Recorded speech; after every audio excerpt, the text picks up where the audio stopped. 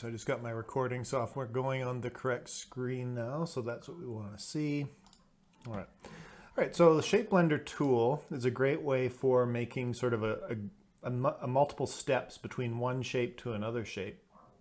So there's a lot of different things you can do it, and it's kind of like a real-time tool, which is also really cool. So I'll just go through a real quick example here. So the most basic use of the Blender tool is to like between two lines of different thicknesses. So like the most very basic blend is you would start with your one thick line like this.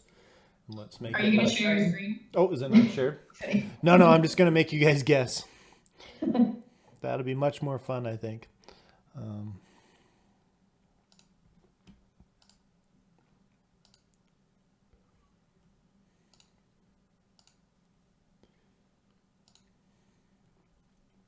Okay, so you should be able to see my screen now. Yeah. I'm going to bring up the stroke tool over so we can see that. So say I wanted to do like a blend of 30 steps evenly between like a 20-point line and let's add a little bit of a twist to it. Let's make it a curved line that's just 1 point. I could type in one, couldn't I? But anyways, I like to click. So what you do is you grab your two shapes that you sort of want to do your transition to, and then you go to Object Blend, and then you can set your blend options first, or you can just make a blend. It'll just use whatever the previous options are. And you notice that it actually blends between the fill settings as well. So we just want to get rid of on this. Sorry, this shape here, I don't want it to have a fill on it. So all I'm doing is double clicking in to isolate that shape. So blends are kind of like groups. So you can see how it's just done 5 steps, but I want more steps than that. So I could go to Object, Blend Options, and then you go Specified Steps. And right now it's 3, but I'm going to do, let's say I want to do 20 steps. And preview doesn't quite real time it. You just got to hit Tab to see it. But then you can kind of play around with it and say, well, 20 is too much. But let's say I did want 20 steps specifically. I can also go in and now move this real time to kind of see how that blend would apply. So you can kind of see how that's working there to do a bunch because of... because I have like the ribbon, and it's when I use the pen tool, I kind of draw a line at the top of it to kind of get the curve, and then the bottom get the upper curve, because there's different type curves. Yeah, I think that's what I would probably do. And then what I would do is then to get it to fit perfectly with inside my ribbon shape, I would make a ribbon shape over top of it like a mask. I'll just draw one real quick here. Oh, okay.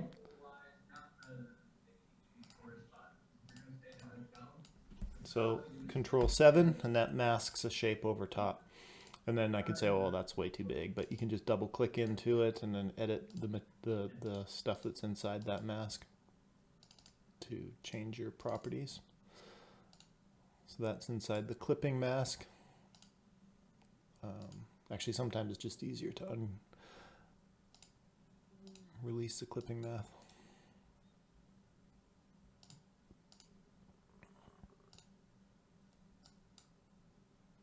Or you can also just squish the shape down for this type of thing. But the other thing to remember about the blend tool is you can also blend colors and shapes too. So I'll just do like a color blend here. Let's give myself a new swatch color.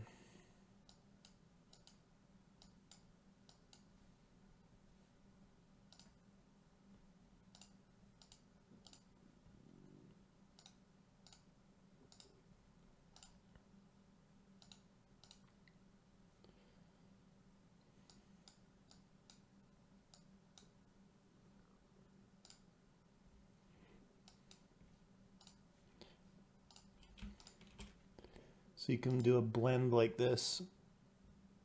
I'll just make it, but then you can, so that's what it looks like if you do specified steps. It kind of draws like, 20 lines in there. So I can kind of create a different effect too. But you can do smooth color on the blend options. Or, sorry, specified steps.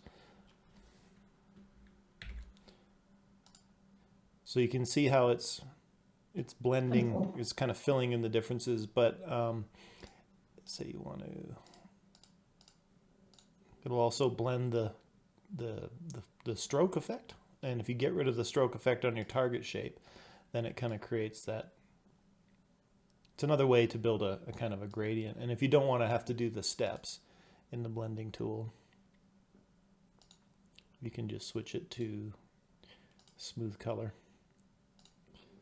And that just makes a kind of a smooth gradient of shapes there too. So that can be an interesting way to build and kind of play around with different transitions and shapes. And it can be a good way to create more complex shapes than you could easily do in any other way. So the blending tool's got some unique applications.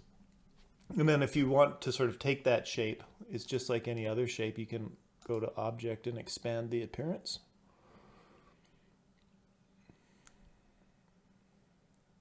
Where the heck is expand? I don't do this very often. There it is right there. So the object and fill. So what it does is it takes, and it literally makes all the shapes in between, but then you can unify those with the Pathfinder. It's probably going to get rid of my gradient. I mean, it's a silly way to build that shape anyways, but you know, you can do that. You can expand and then you get your single vector shape out of there, but it will go in and create, like in this particular case, you would never do that, but it'll make a little node everywhere that step was in place. So sometimes there can be useful ways to kind of get a really repetitive and evenly spaced number of nodes if you need that, using the Blender tool.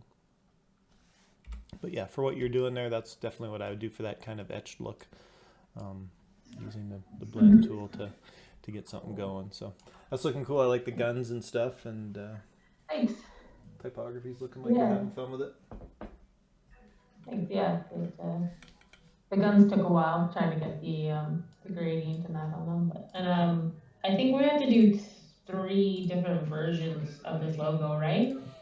Yeah, I mean the requirements, if you kind of follow the strict outline of the assignment, is draw. I think it said draw 20 hand done concepts, and I'm like, do that if you want to, and then, but yeah, if you want to, I would like to do a few different versions of the same thing. So that's what I'm just going to work on today, is my kind of my second version of my finished sort of 1920s style tattoo parlor logo, which I'm just going to open up here.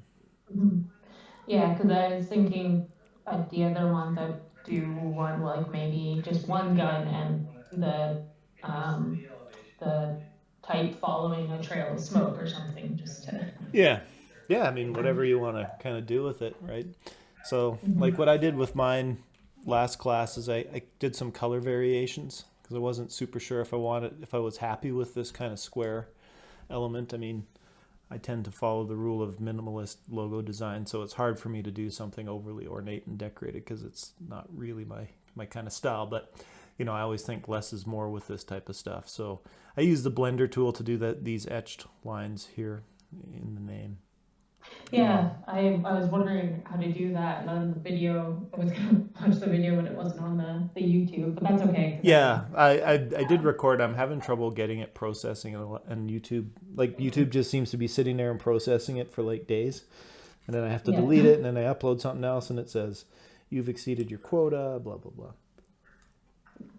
Oh, that's all good. Now I know how to do the blending thing, and we can play around with it. Yeah, the Blender tool's got a lot of applications. Let's pay attention to chat. Kazuki's here. Perfect. Okay. Yeah, I don't know if I dropped the class. I mean, unfortunately, VCAD never tells us when people drop the class, but it's pretty common.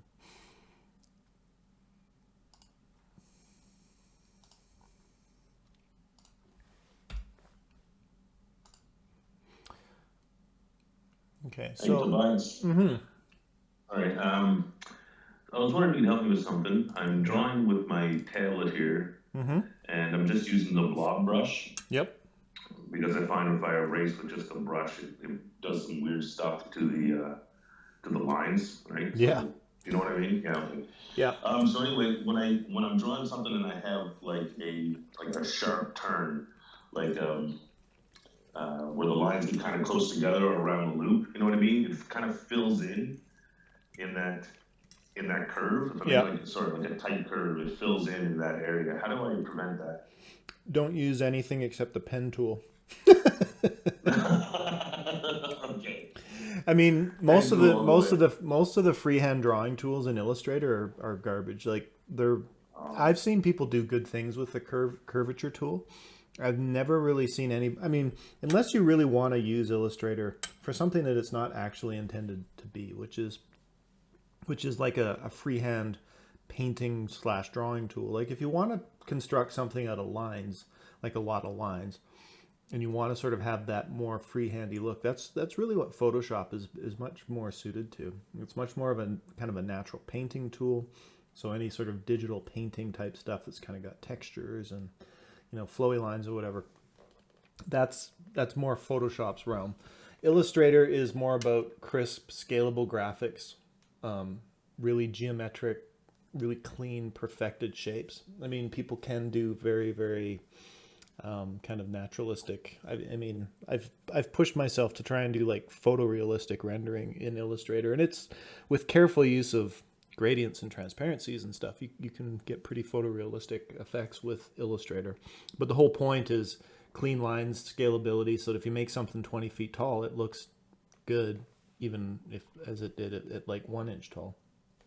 So that's kind of the power of Adobe Illustrator's scalability and stuff. But yeah, I mean, if you're trying to do stuff with more freehandy lines, I mean, you'd have to show me what you're trying to do. So, I mean, without being too glib about it, you know, my basic over the thing is the only drawing tool in terms of freehand that's worth using in Illustrator in my books is the pen tool. Even if you're drawing with a tablet, like I've got a tablet, but I don't use it in Illustrator. I only use it with Photoshop purely because it's just, you know, Illustrator's designed for the mouse. Actually was designed to make the mouse a workable drawing tool. So maybe if you want to share your screen, I can see what you're trying to achieve, and I can help you pick the right tool to get that look. Let me see here. Here we go. Present now. Come on.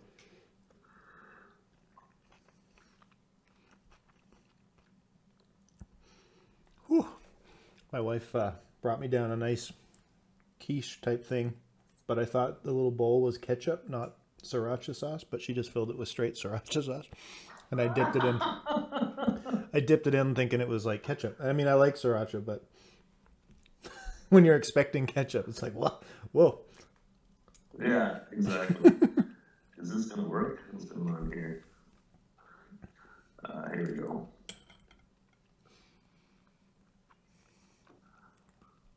Oh yeah, okay. Yeah, no, that is made to order for the pen tool.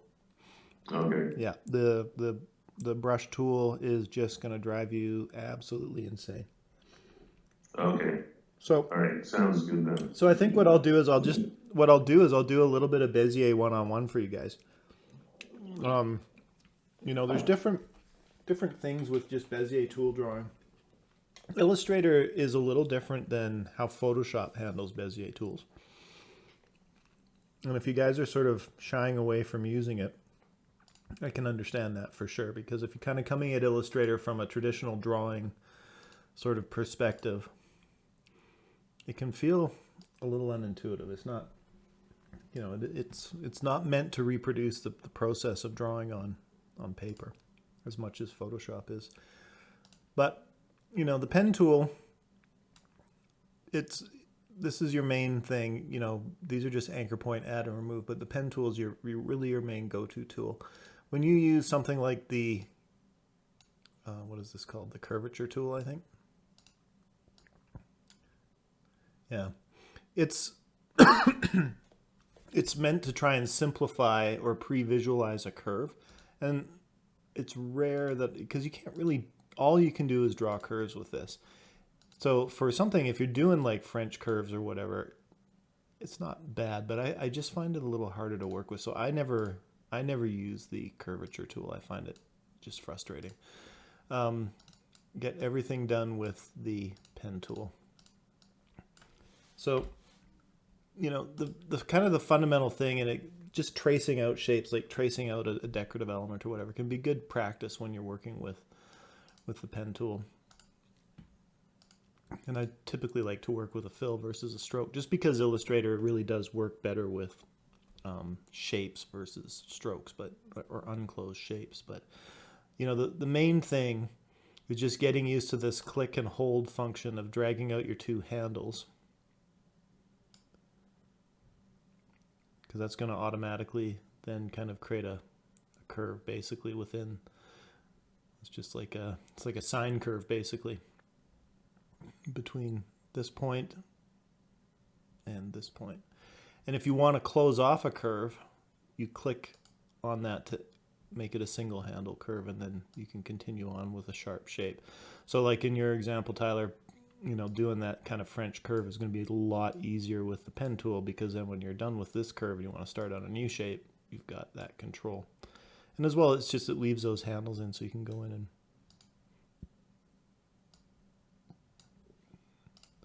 edit them afterwards. That's a very cool duck. Yep. It's an abstract duck. As well, just shortening the curves there, kind of getting practice with, kind of getting comfortable with how that works. I guess I'll switch over to preview mode.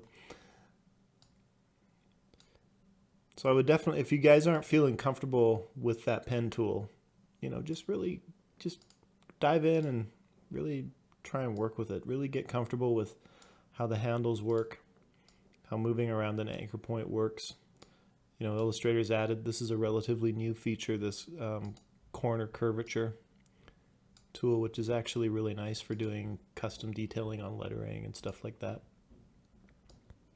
But at the core of Illustrator, this is it. This is your main, this is the main go-to tool, followed closely by the primitives, you know, your rectangles. I mean, I don't use rounded rectangles too often. Basically, I almost get everything done with rectangles and ellipses. Occasionally you want to use the star shape, maybe, but pretty rare. These tools here, the paintbrush and the blob brush, maybe they just don't work for me. And I don't find that they're really even, I don't think they make any even sense in Illustrator. Just like I don't think the eraser tool makes any sense. Because all it's really doing, all these scissor and eraser tool, is it's just kind of drawing. I think it's not even working for me. Like, I don't even know why it's not working. I've got the most simple shape in the world going here. You'd think that intuitively I should, yeah, there you go. So it's just slicing a shape through, but it's because it's freehand, you get a kind of wobbly line, right? So if I want to do that, if I want to cut my shape up like that, that's more what the Pathfinder is intended to do. So it's just kind of like a freehand. All of these are basically freehand versions of the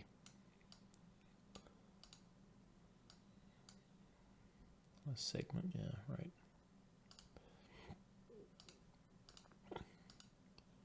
So the scissors tool, I think, is just, you want to use it to slice out a shape. Anyways, they're just unintuitive tools that they're useless anyways, because they don't really do anything that you can't do with your Pathfinder tools in a lot better fashion. So my general recommendation is not to worry. Just don't use these tools here. They're not that good, but people can do stuff with them, and if you can, good for you. You know, this tool here as well. So this can be kind of fun if you're playing around with distorting a shape, and that was what I was kind of talking about, was the envelope distortion of type. So I might do a little bit of stuff with these things, because it is a pretty cool way to get different effects with type. Why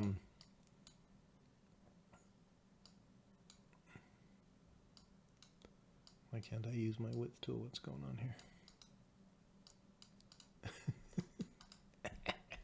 Feels like Illustrator's fighting me today. Everything's moving really slow. I might be out of memory, actually. Hang on. I might have too much stuff open. Sorry. Sometimes I find an Acrobat and Illustrator can fight each other for memory resources.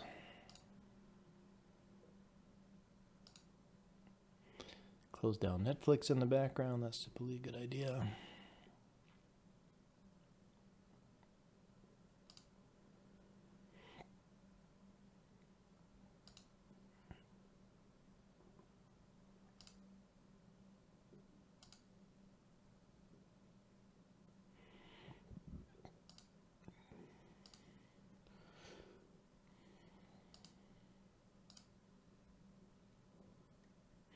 All right. Cleaned up some memory at least, so hopefully things perform a little better.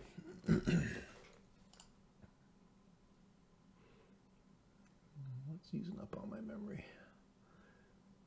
Chrome, what a surprise. Anyway, I'm not going to mess around with that too much. Hopefully it's still working. So, has anybody got something else that you'd like me to take a look at on Google Drive before I kind of dive into my next word mark, which I'm going to kind of just do for fun. I think I'm going to look around for some inspiration, but I think I've got a basic idea of what I want to do. Do something that's like over the top, kind of gothic type stuff. Hi, Tobias. I do have one, but it's on icon science. It's just that I can't put in. I'm trying to figure out how to put a color in it. Do you Okay. mind if I? Yeah, you can share your screen and we'll take a look at it. No problem. I realized I wasn't presenting my screen while I was talking there. So go ahead, Cherry, and share your screen. Thank you. Okay, it's this. Okay. So I try to put a color on this one. Okay. And, even with the bottles, but I just what Okay. I did with this, Mm-hmm. I made another layer and then locked the old layer and then just like did Yep. another used my pen tool to make new shapes. So Mm-hmm. I can do Yeah, colors. that's looking very, very symmetrical and kind of well put together and clean, which is great. So what's the one that you're having trouble adding color to? Let's switch over to that artboard. This. That one. Okay. So let's grab your direct selection tool and let's make sure we're not in preview outline mode. It looks like you're in. Yeah, I'm not. Right. So now take your direct selection tool and let's just select that main bottle. I want to make sure we know what layer that's on. I think it's on layer 2 there. Oh, layer 1. Is it layer 1? Okay, so unlock it. Yep. Yep, that's good. So then let's select something on there. Okay. Yeah, so make sure you're using so what you're doing is you're using the line selector or the anchor selector tool, which is the white arrow. Use the black one up above it to select the whole shape. That looks like it's a bunch of lines and not a shape. But anyways, Yeah. so let's bring up we can unite shapes together to make them in, but we want to be making, we always want, when we're working in Illustrator, we always want to be making closed shapes, not a bunch of lines, because you can't apply color fills to lines. I mean, you can, but you can't control the fill shape. It'll just go from one end of the line to the other. So if you've got a bunch of disconnected, unclosed lines, we have to go through and close them all up first before we can start putting color in them. And I would imagine that's probably why you're having trouble adding color. Yes. But let's go to that direct select main selection arrow. And then let's just grab the side of your wine. Yeah, right there. Just click it. Yeah. So see, that's just a line. And then that's just a line. That's just a line. I've been trying to combine them, but nothing's working. Yeah. So there is a join tool, but I think what you're going to want to do is it would be easier, I think, to achieve your shape. Like if you just zoom out a little bit. Yeah. So that's a pretty detailed looking wine bottle, and then you've got like a label there and stuff. But let's just take a look back at a wine bottle as a more basic shape. And let's just see what your main shape of your bottle is, how that's constructed. It was looking good, but it looks like it's right now is a bunch of lines instead of shapes. Yeah. Right. So I think what probably be more helpful, and if anybody is running into the same trouble, Cherry, if you want to just save your file, upload it to Google Drive, I'll grab it, download it, and I'll kind of walk through a little bit of a tutorial on doing some joining. But then what I'll do is I'll kind of take a different approach in terms of how I would just probably, it'd be faster than joining, is just going through and redrawing the shapes as solid shapes versus lines. I think that can be a big shift in somebody first when you're fresh to Illustrator, is it's more like working with cutout pieces of paper that you can glue together and change the colors of than it is working with a pencil. You know, like the way that you go about creating an image when you've just got a pencil, it's quite different than how you would do it if you just had a bunch of pieces of cutout paper. And I can find it sort of a useful way to think of Adobe Illustrator like that.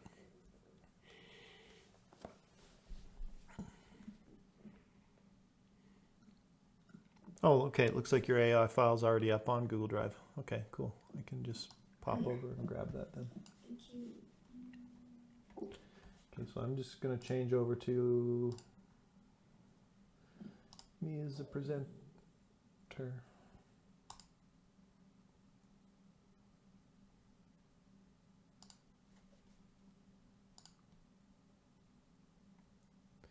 Okay, yeah, that is the right screen. Good. Okay.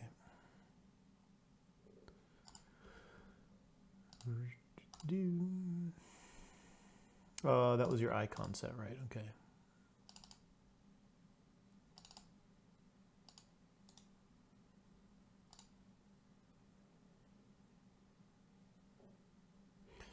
All right.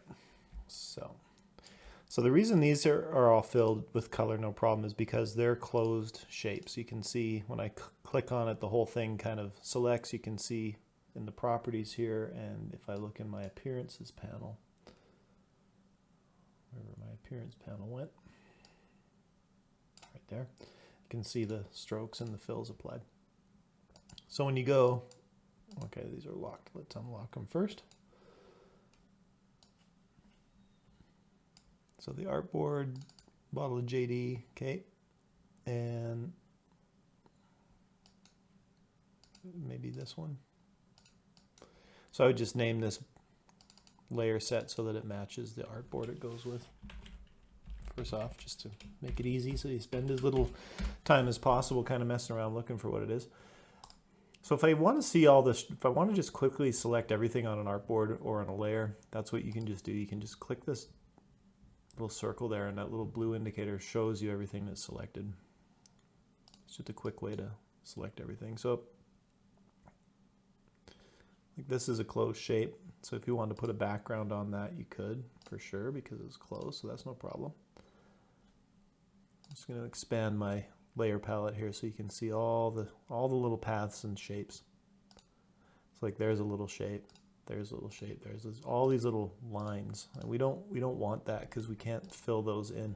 So you can, if you didn't want to go through and build this shape again, and you really were just like, nope, these are the perfect lines I want, and I want to be able to fill this area. All you're going to be doing is going in and using the join tool, right? But you can kind of sort of see you've got some funny paths going on here, like, you know, you can't really join this very easily because this is really another shape here. This kind of indented sort of line. And then there's this kind of beveled piece here, right? Which is kind of made up of a bunch of lines. So I'm just going to sort of draw beside, right along beside it, how I would make this shape, probably just out of primitives. It would be really quite quick and easy. So let's just say we just wanted the neck of the bottle. So there's my first piece. Okay, and then I want to do these little divots and then, you know, it's kind of rounded, kind of beveled edges and things. So, I mean, really I can just grab my rounded rectangle tool. That one's looking a little bit big. We can make it smaller.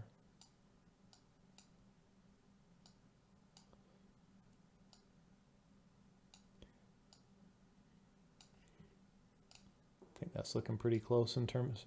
Actually, you know what? I'm just going to make this background white so that you can see it a little easier.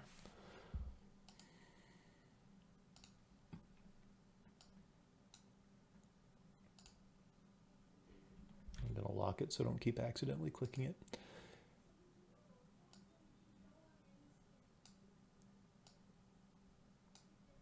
So then I can sort of see how we've got a complex set of going in and out, but, is there anywhere else we want that? No, that's the first one. So the first thing I'd probably do is just fill this shape with white. And then we want to do these indented pieces here. So, I mean, if I want that curve to match, I could just duplicate this shape.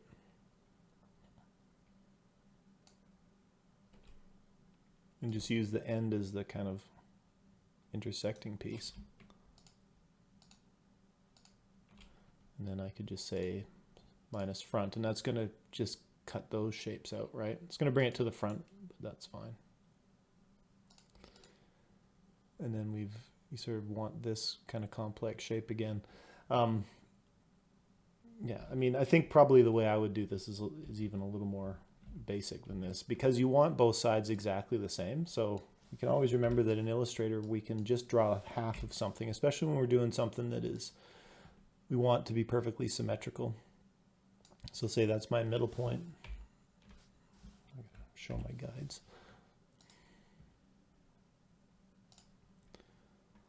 But really all I want to do is just go and kind of create this fairly complex profile. But I can do that with just circles, I think. So I'm going to give myself a circle like this, or maybe that's too big.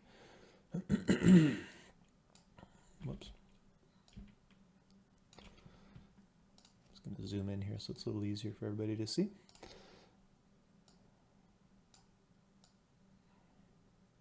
So there's the first edge and there's the second edge.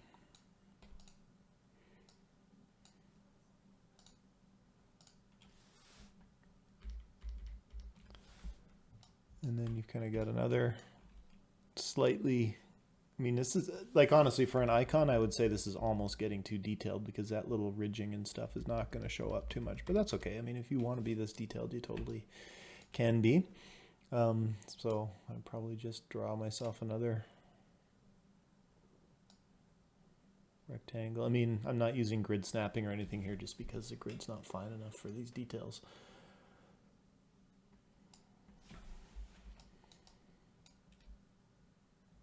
Kind of goes in and out, in and out.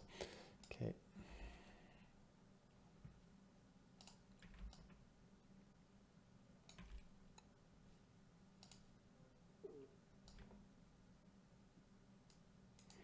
So all I'm really doing is just kind of building a stack of bands here that are roughly, I mean, they're too thick, I guess.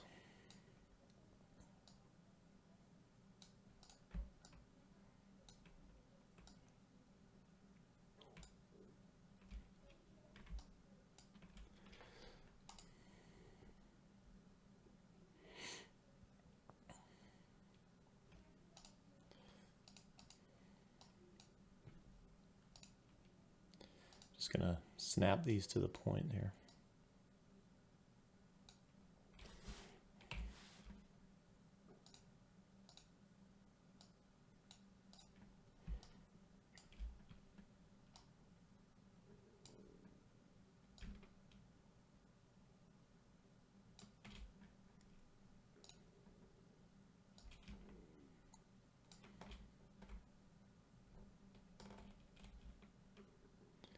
So all I'm doing is holding down the Alt key and clicking and dragging to duplicate that shape. Oh, I let go of the Alt key too quickly there, didn't I?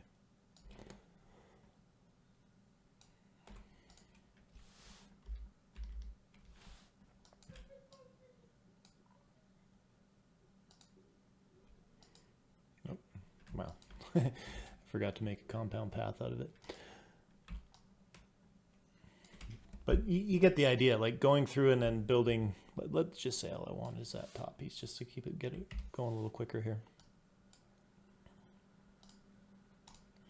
You know, let's say that profile is what I wanted, and I'm happy with that now.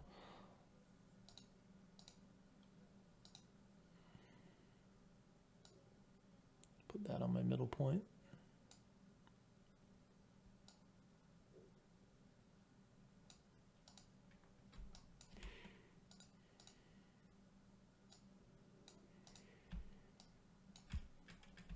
I mean, I'm going to go through and I'm also going to do the profile of the bottle too. So let's, actually I should have given myself more room, shouldn't I?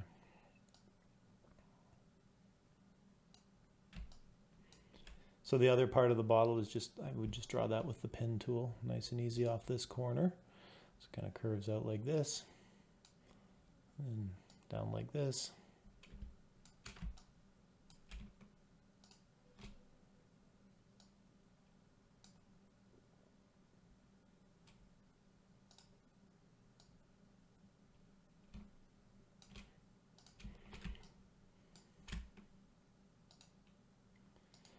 So that's the important thing there, is I'm closing that shape so that if I go back to preview mode, I can even start working with my colors here now.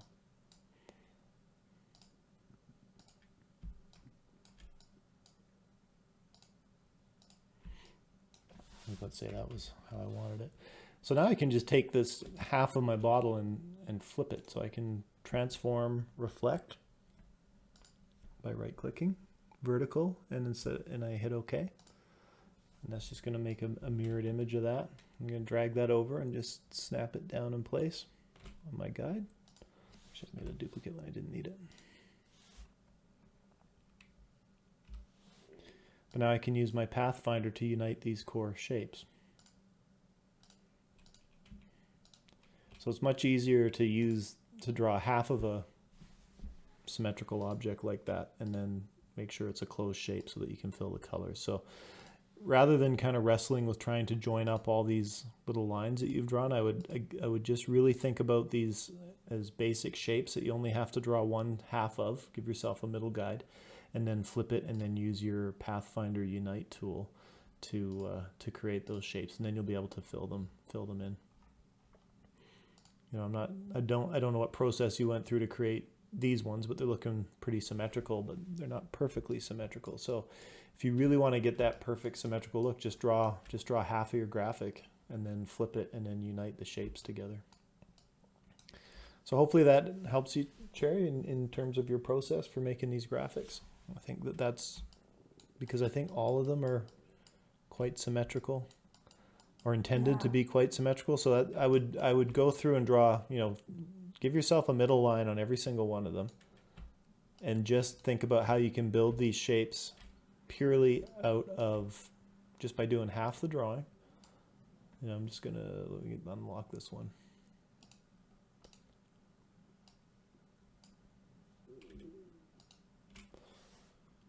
All right, so a beer glass is really just a couple of ellipses.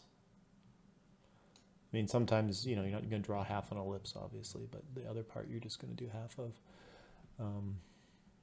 So that's your first shape, really. And then if you wanted kind of your interior rim, you could duplicate it and shrink it down a little bit.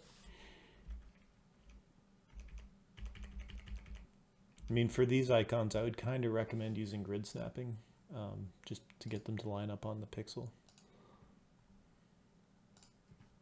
Or snap to your grid. Grid snapping can just make icon design a little easier, that's all, because it just kind of forces everything to fit nicely. So that would be your first shape.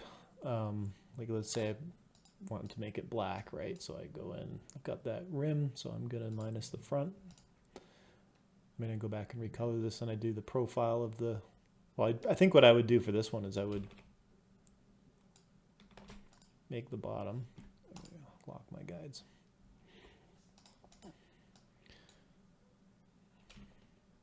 Because the bottom's a little smaller, I think.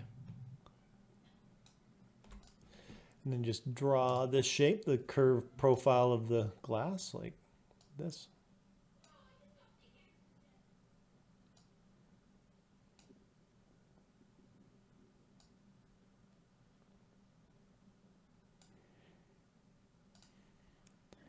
And then for anything that I'm doing that looks like this, I would just draw the half of it like that.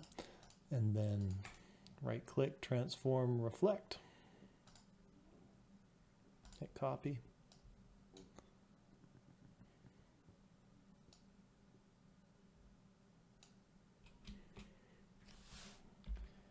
That's where, you know, your pixel snapping, you can't always trust it to really snap perfectly. So I always go to outline mode and make sure that these two shapes are overlapping before I unite them, because that can be kind of fiddly, but I can see that they are overlapping, but not perfectly so, because I basically, when I drew this shape, even though I had pixel snapping on it, didn't actually snap to it. That's what I want.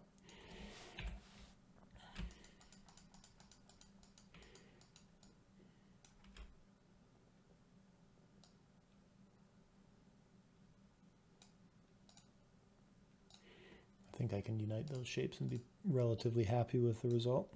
Let's go back to preview.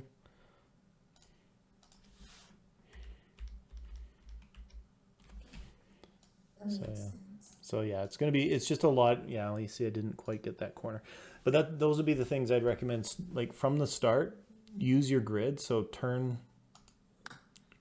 snap to grid, maybe turn off snap to point and just use grid snapping only.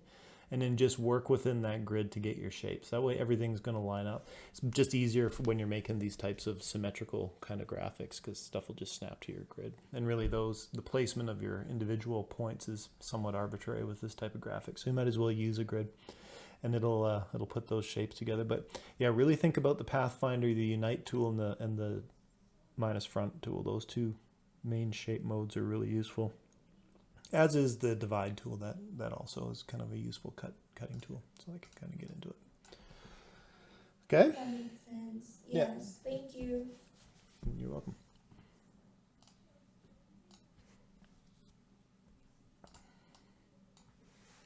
The purple duck. I think I'm going to start drawing purple ducks when I don't know what else to draw. I'm just going to go back over here to chat, make sure I'm not missing anybody's questions. No. All right. So I'm going to work on doing another word mark. I mean, I'm kind of happy with this badge. It's kind of cool. It's kind of really got the feeling that I like. You know, I think it's sort of cheating a little bit to give it a black background just to punch it up a little bit. But a lot of these things kind of help visualize your contrast if you put a black background on there. And I'm pretty happy with how the kind of subtle background texture worked out and the patterning kind of came together pretty nicely. Detailing on this word tattoo is kind of good. But I think I want to do another one here that's going to be more gothic style, like kind of almost like an extreme gothic, kind of red and black and chrome. See if I can push myself to do something really kind of extreme like that. So I'm going to kind of work through. Again, I'm going to start with like a font. I'm pretty sure I downloaded a font that was pretty gothic looking last class, so I'm going to go back and use one of those this time. Again, this is just me, I like to kind of start with my colors. So I'm just kind of visualizing what my basic colors are going to be. I think that's probably enough actually for now. So let's take a look. What were the fonts that I had?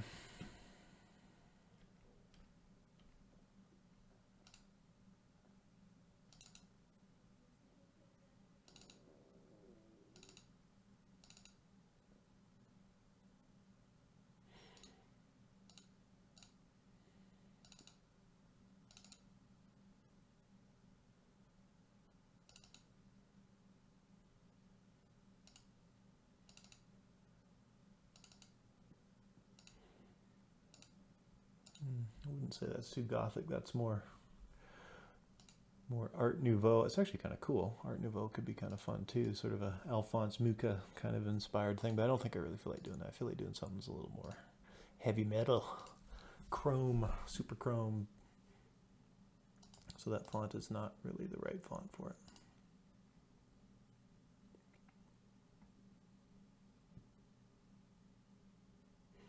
I think Black Fanta, kinda.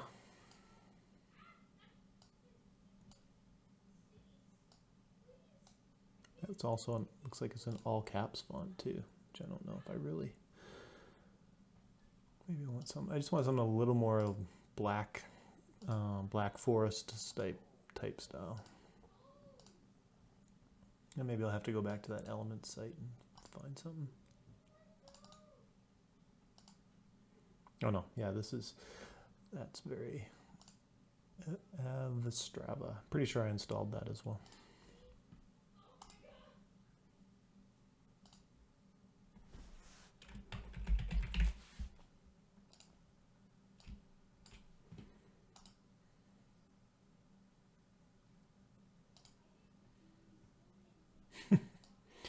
Okay, I don't really like all caps like that. I can do a little.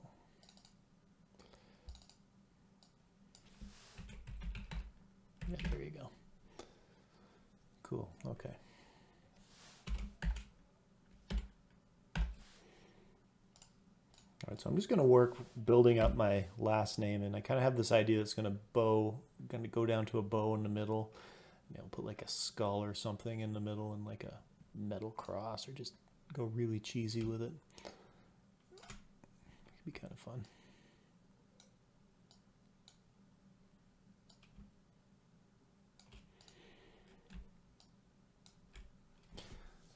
So first thing I'm gonna do, I mean, I actually like the default tracking. I like how the T's and the O's connect. I think this font actually floats together quite nicely. So when I convert this to outline, we're gonna see how that overlapping works. Wow. Yeah, that was 0% tracking. Interesting. So yeah, this font it's well designed because it tracks together really nicely, and it works out really well. So what I'm looking at when I talk about that is how the edge of this R as its own independent shape interacts with this I. At the default tracking of 0, it just kind of looks like it's meant to connect together. So it's really quite nicely done. These little points are right on point. I don't have to go line those up. So it's a nice font to work with in that way. So I'm just going to unite all these things into a shape because I'm pretty happy with that right out of the gate. Okay, so now I'm going to mess around a little bit with these distort tools and see what I can get. I don't know if I'm going to be happy with it, but we'll see. Bloat, pucker. I think pucker is, no, that's terrible. I never have good, I can make good things, but there's also envelope distortion.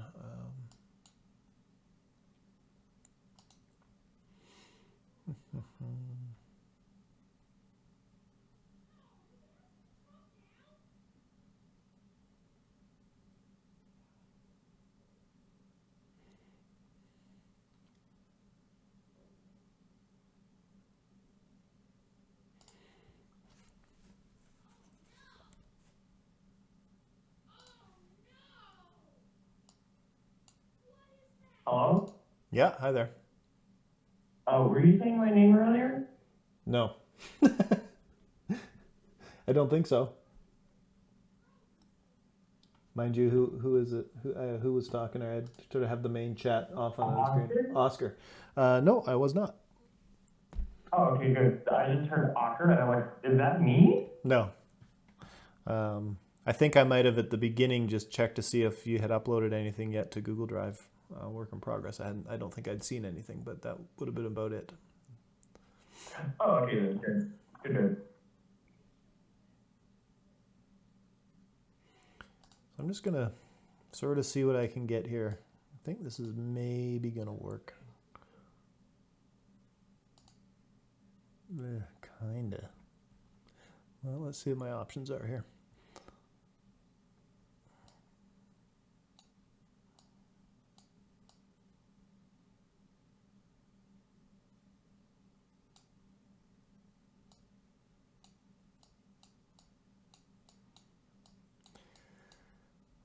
It's kind of the opposite of what I want. I don't really want any vertical bending. I would just like the top and the bottom to bend in. I wonder.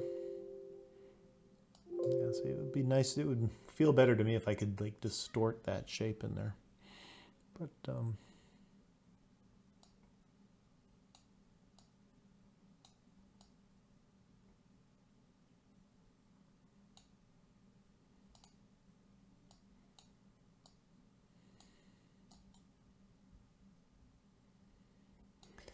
Sometimes just working with Illustrator is just like this. It's just messing around with something until you find the right thing that works the way you want it to. The other way that I would go about this is I would manually draw my curves and then attach every shape up to it, which is pretty labor intensive, but sometimes the only way to do it. But I'm just going to see if I can use a distort here to get something like what I want.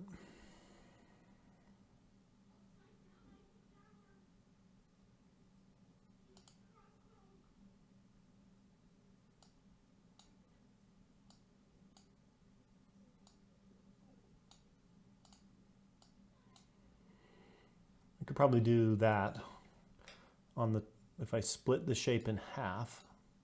Yeah, I think that that's going to get what I want, actually.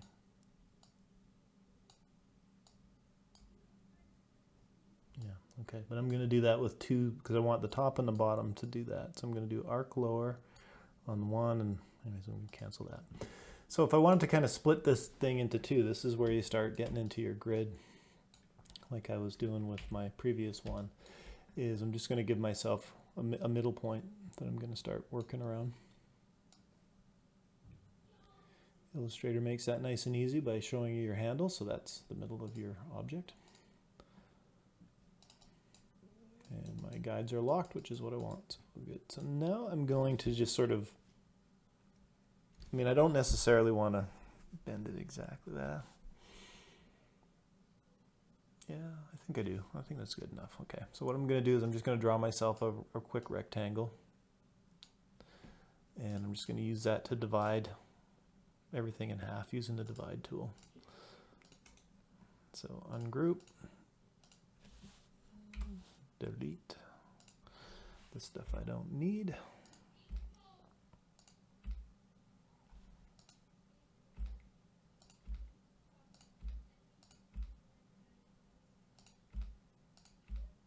I think you took a little bit too much out of the H there, but yeah, I think I did too.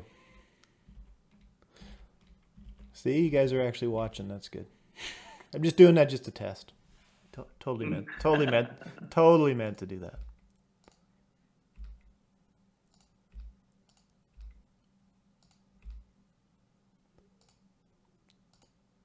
Yeah, I don't want to grab that. I want to grab these little tiny line right in there. I'm gonna have to zoom in to get that.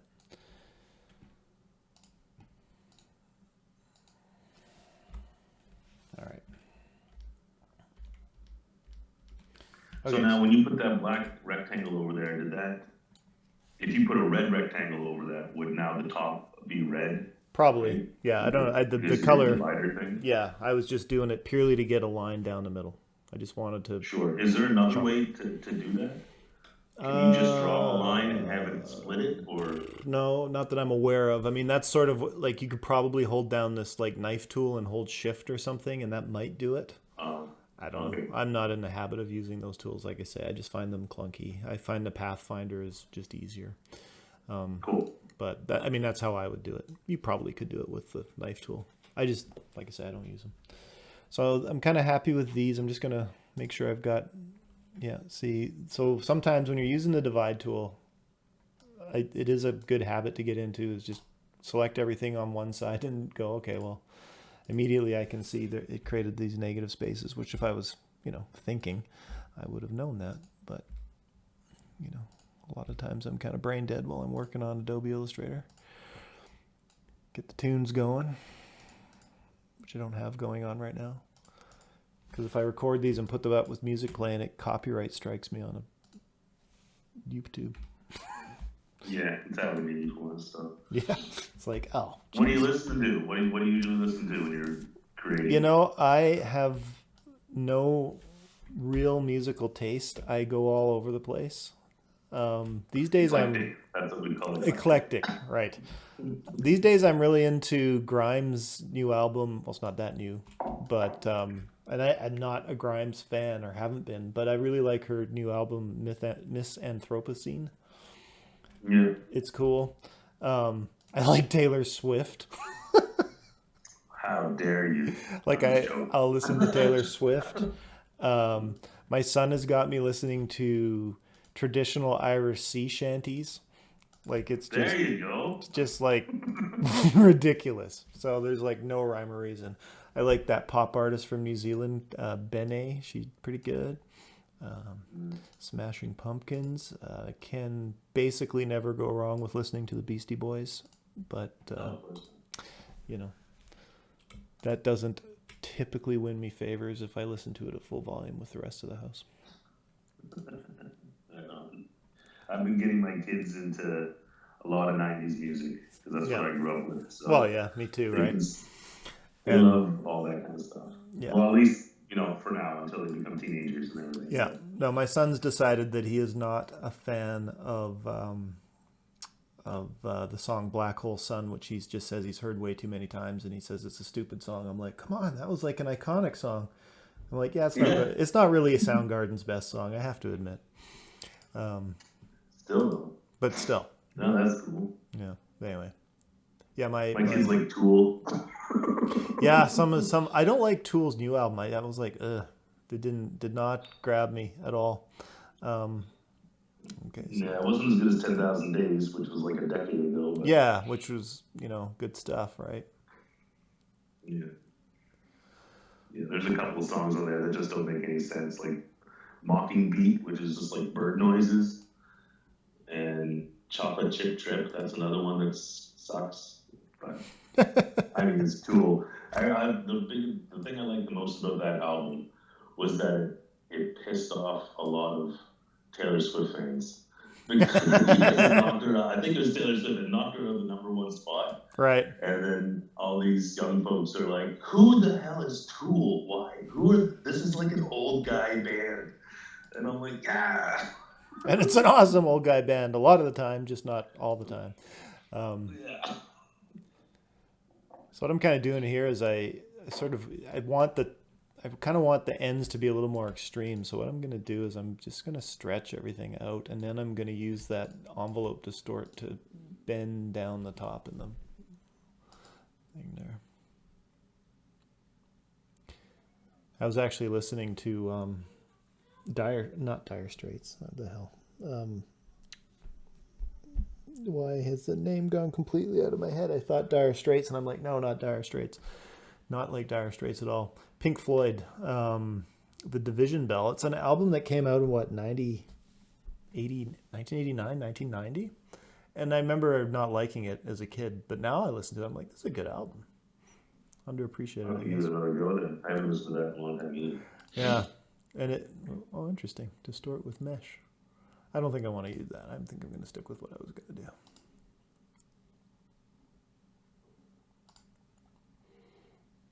Well, if it isn't heavy metal, it's too loud.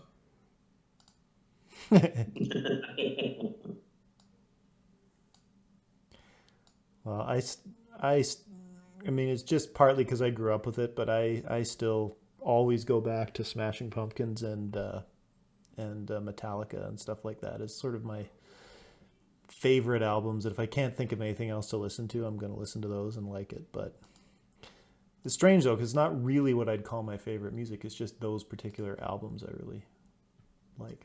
Familiar. They're familiar. Yeah, exactly. Yeah. Blues is good too. Can be. Yep. I'm not very well educated in my blues, so I don't. Oh, I got the wrong shade there. It's gotta be harder blues, kind of like old, really old ZZ Top, like their first. Oh yeah, yeah. Well, actually, Black Sabbath, original Black Sabbath, and stuff has some pretty great inspired guitar stuff in it. That. Yeah, Led Zeppelin's the same way. They played the guitar. I was listening to Black Sabbath last night. Mob Rules. Yeah. Ronnie James Dio.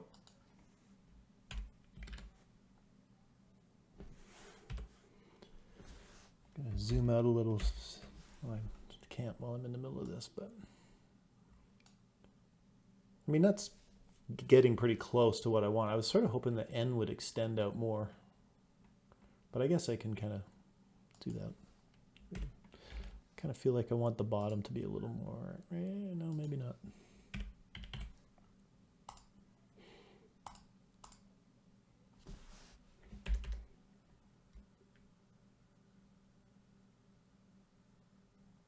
pretty good. I mean, I probably could go more extreme, but I don't want it to become illegible. I don't want the shapes to get too fiddly in there. So I'm thinking that's working pretty good. So now that I've sort of got those distorts applied, I wonder if I can can I go through and mess with those? Oh, yes, I can. That's what I want.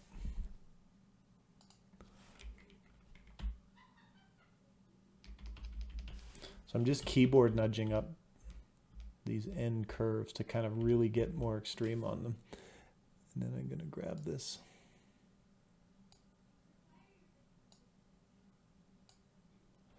Okay. Yeah, so I'm sort of learning as I go on this particular use, because I don't really use these envelope distort tools that often, but there's some cool stuff you can do with them. So again, I do encourage playing. You never really know what you're going to figure out with Illustrator, but there's just some kind of fundamental stuff that you want to keep in mind.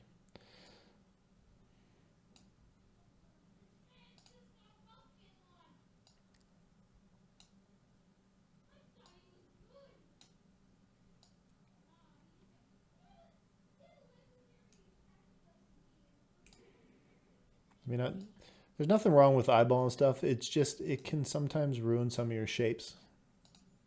So I don't, when it comes to type, I don't like doing stuff like this too much because, I don't know, that's kind of cool. It's actually just kind of a unique shape. So now that I'm happy with that shape, I want to get this back into a clean vector that isn't relying on an envelope distort. So that's where expanding comes in. And then I'm just going to unite these all back into one shape again. So now I've got that kind of core graphic that I can start chroming up and building out my kind of shapes and things around, which could be kind of fun. Yeah,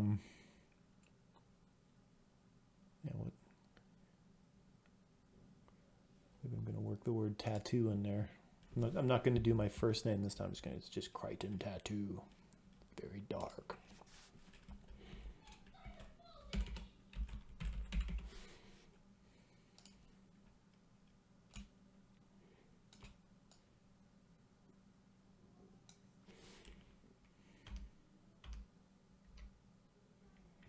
This almost looks like it could be like chrome with like flames reflected. That's what I should do. I should do like a flame chrome effect. That would just be really cheesy. That would be fun. I think that's just so. That's just gonna be badass. I'm gonna do this. This is gonna be like chrome of hell, reflecting the flames of hell. Perfect. And I think I got to put a chrome skull like right in the middle here. You know, it's just based around that, and it's gonna. You know how you get some of those really kind of crazy, there's sort of these gothic sort of shields that kind of have like these goofy, I could see that kind of working here. Yeah, I think I might actually work a little bit on the exterior shape before I get too much into the chrome effects and things. Well, let's try it with a capital T, but I have a feeling the T is going to look too much like the C. Yeah, I think I'd like the lowercase in this case.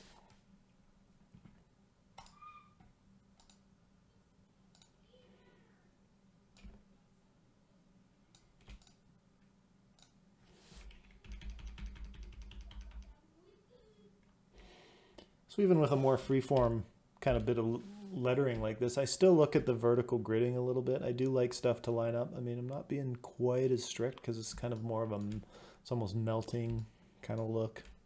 I've got some little cleanup things that I need to do for sure before I dive in too much like that. I gotta fix that.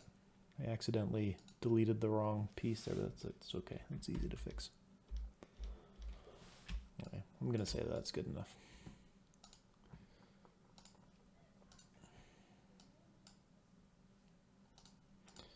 So just unite that shape together.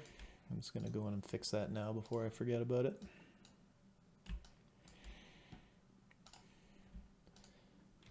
So, what have I got here? No. Okay, I'm just going to just going to kind of draw a clean shape that I want to unite that together with. And then, Sorry to interrupt. I just No, want it's to let okay. you know that I'm here now. It's Natasha. oh, hi Natasha. Okay, thanks for letting me know. That way I can tag you in there. Since you just joined in, I'm just kind of making sure everybody kind of uploads their work in progress. You know, because part of the assignment is to do more than one of these, I'm doing a second one. Although I'm not really saying that it's a requirement. If you're kind of just struggling getting one to look good, I think that that's fine. I don't think it's necessarily important to force yourself to do more than one. Make sure you've got a folder here, Natasha, and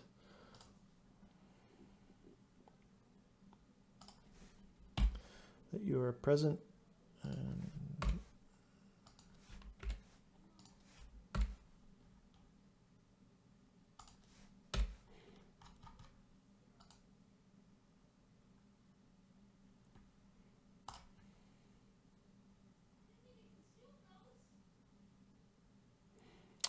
yeah, Natasha, I don't think I have a working folder for you yet on Google Drive, so make sure you've got one there and you've uploaded. That's because I haven't done much yet. I've been on and off sick, and I'm so behind on so many things. Yeah, no worries. Well, yeah, I mean, if you can, if you want to try and, if you have any questions or whatever, I'm just kind of working through doing my second style, just kind of talking through it as I go. Mackenzie, since I haven't seen, at least we got a folder there. That's good. Oscar's got one there, working on it. Okay, so yeah, working on the sort of icon typography. That's kind of cool. Kind of an 80s laser theme kind of thing. Cool. In progress, coming along. I'll be downloading these to take a look at your work closer towards the end of the day. But again, if you guys want me to look at anything while you're working at it, just let me know. Okay, so what I'm doing here is I'm cleaning up that little negative shape that I didn't want by just drawing a shape, which I'm going to now just unite. Or what am I going to do here? Let's see. Let's take a look back. Yeah, if I divide this n, that'll be fine. I'll get my shapes that I want, and then I'll just unite stuff back together.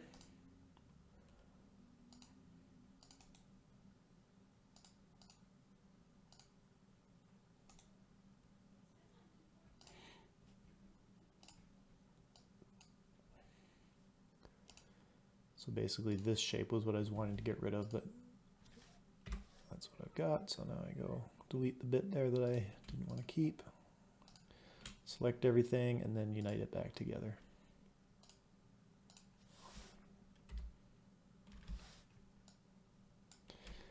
Oh, and I see I left a little bit of it in here too, didn't I? It's not looking so great. Did the same thing here.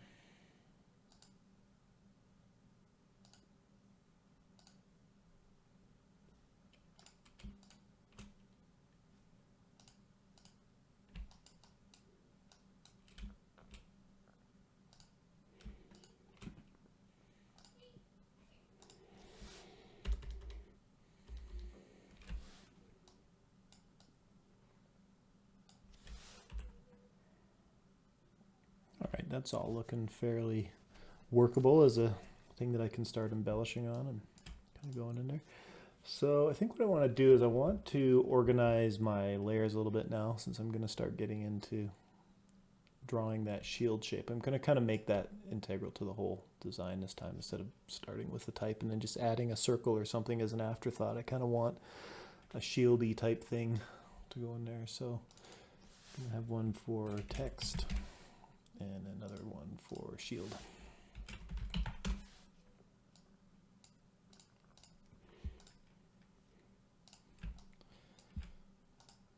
No, let's make this the same color just for the sake of it.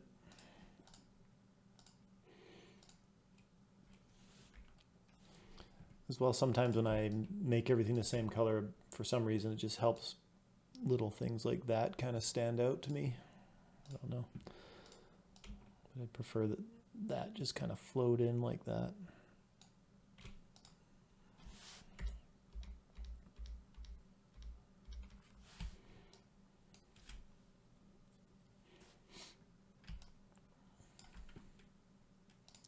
Good enough for now. Okay, so the shieldy shape. What am I gonna do for a shield shape? I want to kind of trace the outline. Sort of want to have an angled bit here. So I think what I'm gonna do is I'm gonna sort of start with some primitives, just squares, you know, something kind of sharp.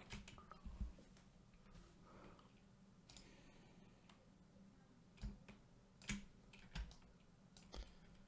gonna see if I can kind of make this whole shape out of squares.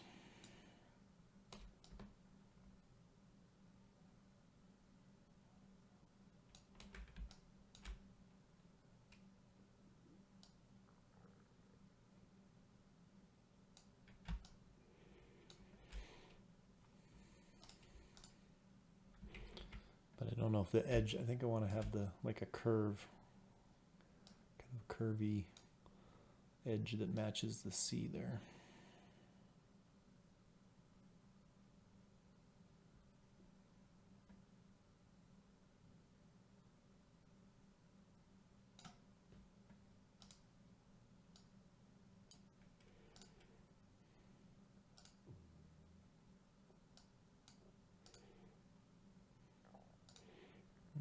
That's a little bit too much. I think I don't need so many of those. I'd like this to curve a little more.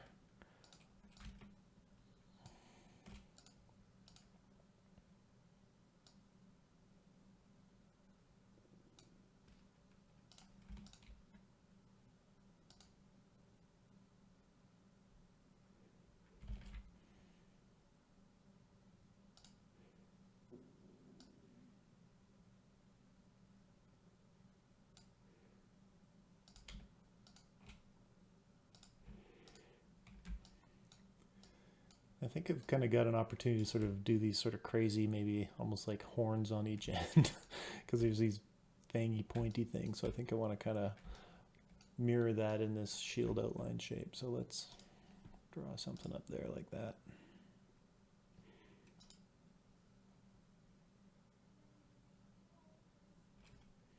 Smart guides on. There we go.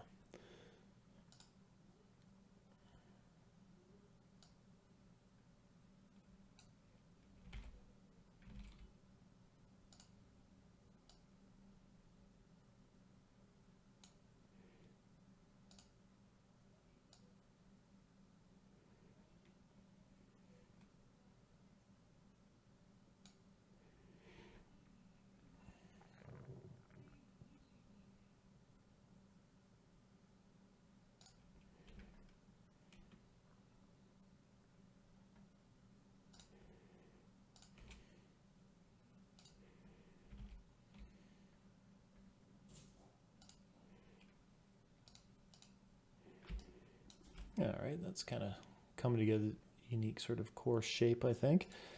So let's unite these things together and delete the stuff we don't want.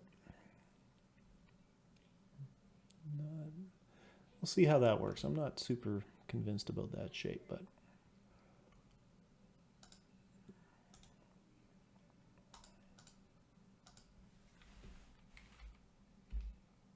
whoops. Oh, right, I didn't have anything.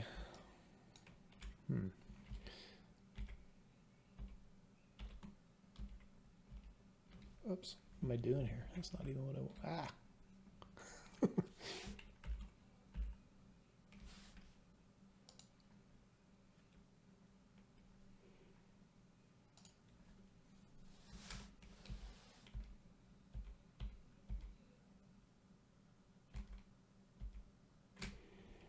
Okay. So just because I don't want to lose this, but I want to delete this half of the triangle, I'm just going to kind of add a square just so that when I do my divide shapes,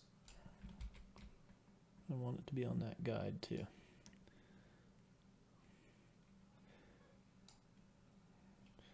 So when I select everything on here and divide it and then ungroup it,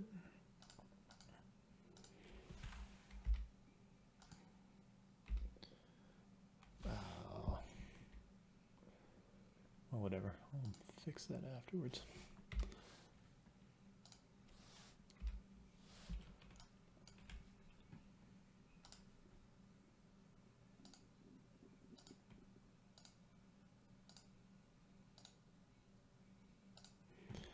Okay, so that's my kind of core profile. So I mean, it's looking sort of like a mess right now, but now I'm just going to go and unite all that together.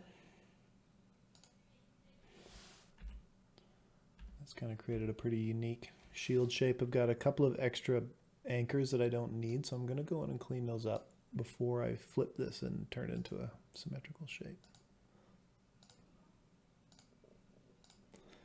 That just helps ensure that I don't get a bunch of useless little points that I've got to go clean up later. I mean, you got a little bit of a funk. I think I can go clean that up. Don't need that. Or maybe I did. Yeah, sometimes you got to live with those extra little points to keep the curve when you're doing it this way, and that's fine. Just want to try and simplify this shape as much as possible. That's really not too many anchors there, so that's livable. Okay, so now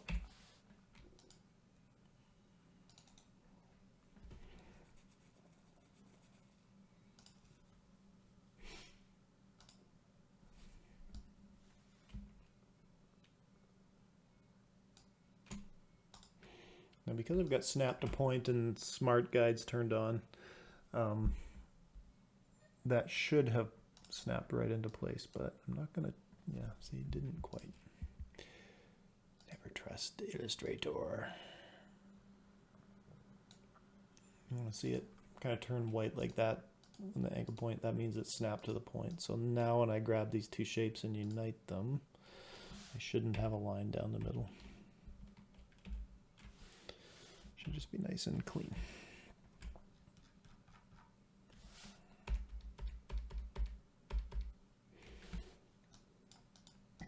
Yeah, it's not too bad.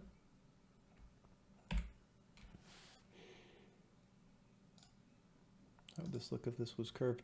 So this is kind of where that corner curvature tool can be kind of fun.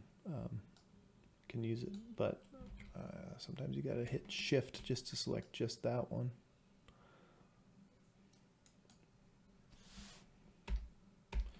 Does that really improve it, or was it better sharp? I think it was better sharp. I forgot about that.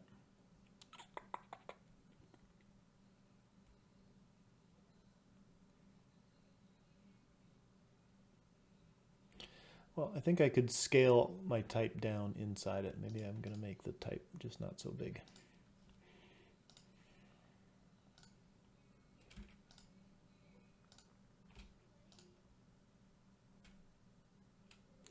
I'm just going to make the colors to throw me off right now, so I'm going to just go black and white.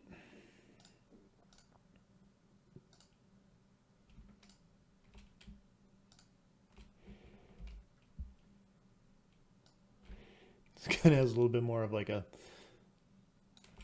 superhero mask feel than I intended, I think.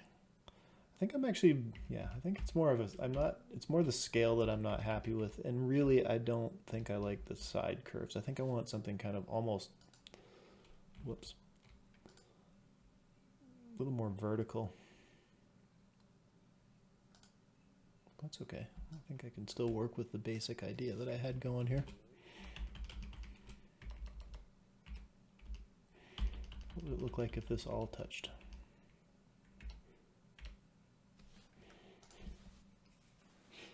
Yeah, I like that a little more, actually.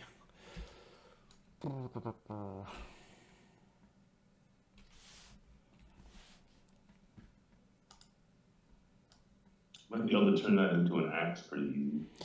Yeah, like it's sort of like grinding like an axe head or something. But it's not quite capturing the look that I was hoping for. And sometimes this is where starting with a pencil sketch can be better than just diving in with vector, but I'm pretty comfortable just drawing with the shape. So sometimes I'll just kind of do this. I'll just kind of block things in just to kind of quickly visualize it.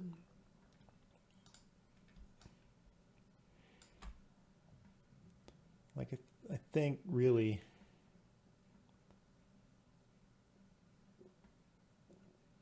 yeah.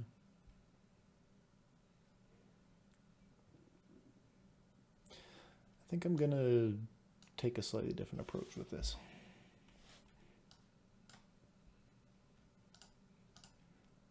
Oh, what did I end up with there? What was that?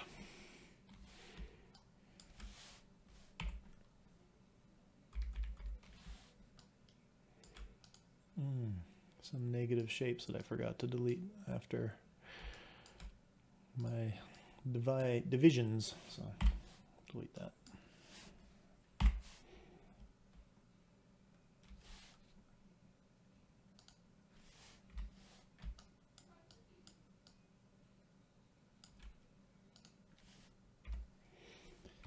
You'll notice that I swap back and forth between outline mode and preview mode quite a bit, and a lot of times it's just to catch little bits like that it's easy to forget you created by uniting things and dividing things and all the rest of it, just to keep it clean. So I'm feeling like this is definitely, like, I'm feeling pretty good about the core letter mark. Like, it's good, but I want to, it's good in terms of what I wanted to capture. I guess I'm not, I guess if I was really being kind of picky about this, I would want these to be in a line. I better fix that. Yep, I think I'm not going to be happy until it does do that. So I'm going to unite the middle part here. I kind of like, let's ungroup all that. I'm going to unite all this together because I'm liking how those middle letters are working. It's just the big ones on the end. So I'm going to show my guides again and make sure I'm keeping things roughly centered, which they are. So I just want these things to line up. So I think what I might be able to get away with is just taking this scene, just literally stretching it down. I've kind of gone to town and distorting it, so it's not going to ruin anything too much if I just stretch it, I don't think. But I'm worried it might make these parts of the letter way too thick and feel out of balance. That's not bad, but it's not.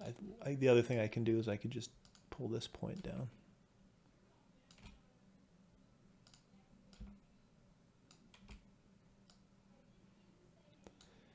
Tinker with the curve there a little bit. Whoops.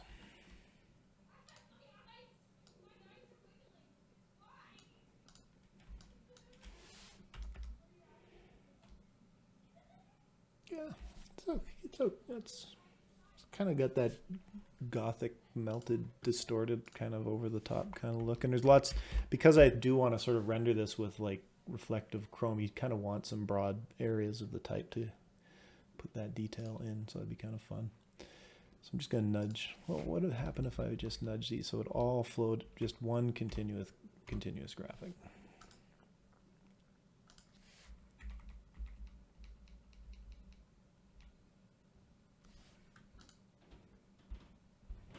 I think I'd like to keep that separation there, but if it just touches a little bit, yeah, that's pretty cool. It just kind of flows all together in one thing. I kind of like that with this. So I like that. That's cool. Yeah, so I'm just going to unite that all into one shape. Oh, shoot. What did I do there? Yep. Okay.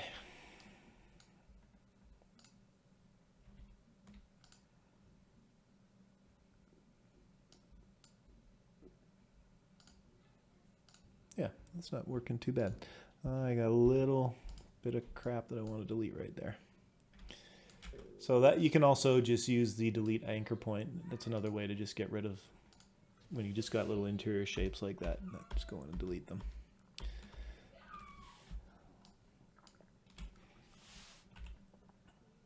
All right, I think that is getting to the point where as a core word mark just all on its own, it's got that real gothic kind of feel. It's kind of not overly symmetrical, but it does have some balance and center point kind of like that. It's kind of different. So I'm gonna save my work at this point because Illustrator will crash on you. It will do it.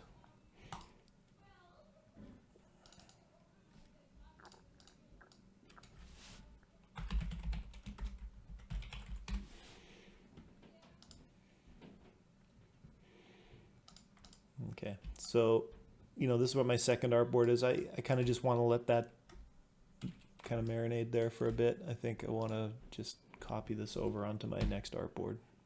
So I'm just going to call this base word mark.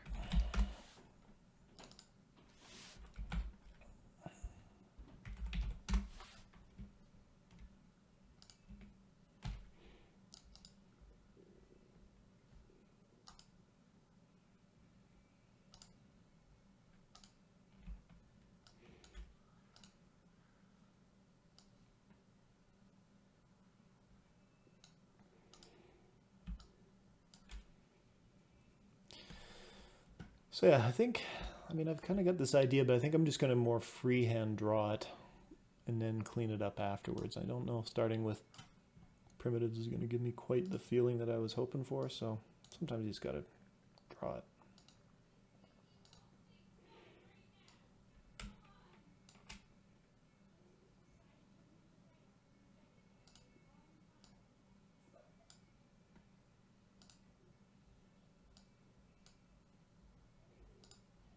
It's almost kind of Batman-y. Batmanish. Oh, that, okay, now I'm starting to think I could put a skull right down under there. That'd be cool. Punisher meets the Batman. All right.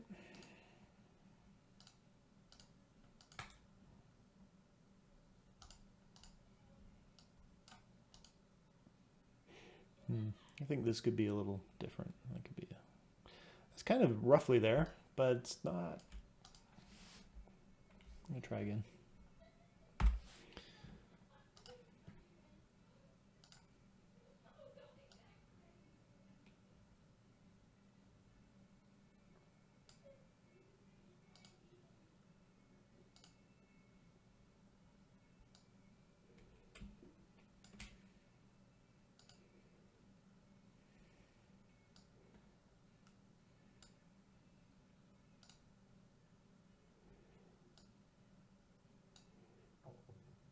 Like another way I could go about this is I could just really extrude the whole shape out and then smooth it out, but I kind of feeling that that's going to give me not quite the feeling I'm looking for. Part of the problem is I don't really know what I'm looking for. I'm just kind of messing around with it.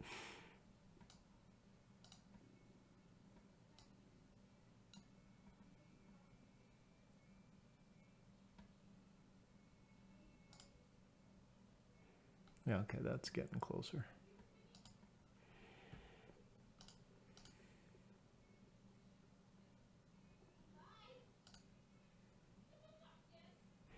Yeah, I don't think that's too bad. Let's go ahead and unite that, flip that and unite it, see how that works. Although it's not going to work. Well, maybe I should give up on this idea of it being perfectly symmetrical. That's probably the name of the game here, isn't it? I went to a tattoo convention. I've been to a few, and I got a sticker from one that says "Perfect ain't cool and cool ain't perfect." Yeah. Well, yeah, exactly. Unless it comes to making icons in Illustrator, I guess. Well, there's something to be said for not killing the freshness in hand-drawn stuff. And this is starting to get this real kind of Dracula sort of feel, which I sort of wanted. So that's kind of funny. And I mean, yeah, not forcing symmetry too much, and just kind of. I can see this working with like spider webs and all the cheesy iconography of that kind of thing. I mean, it's not fair to call it cheesy, but it's stereotypical, right? It's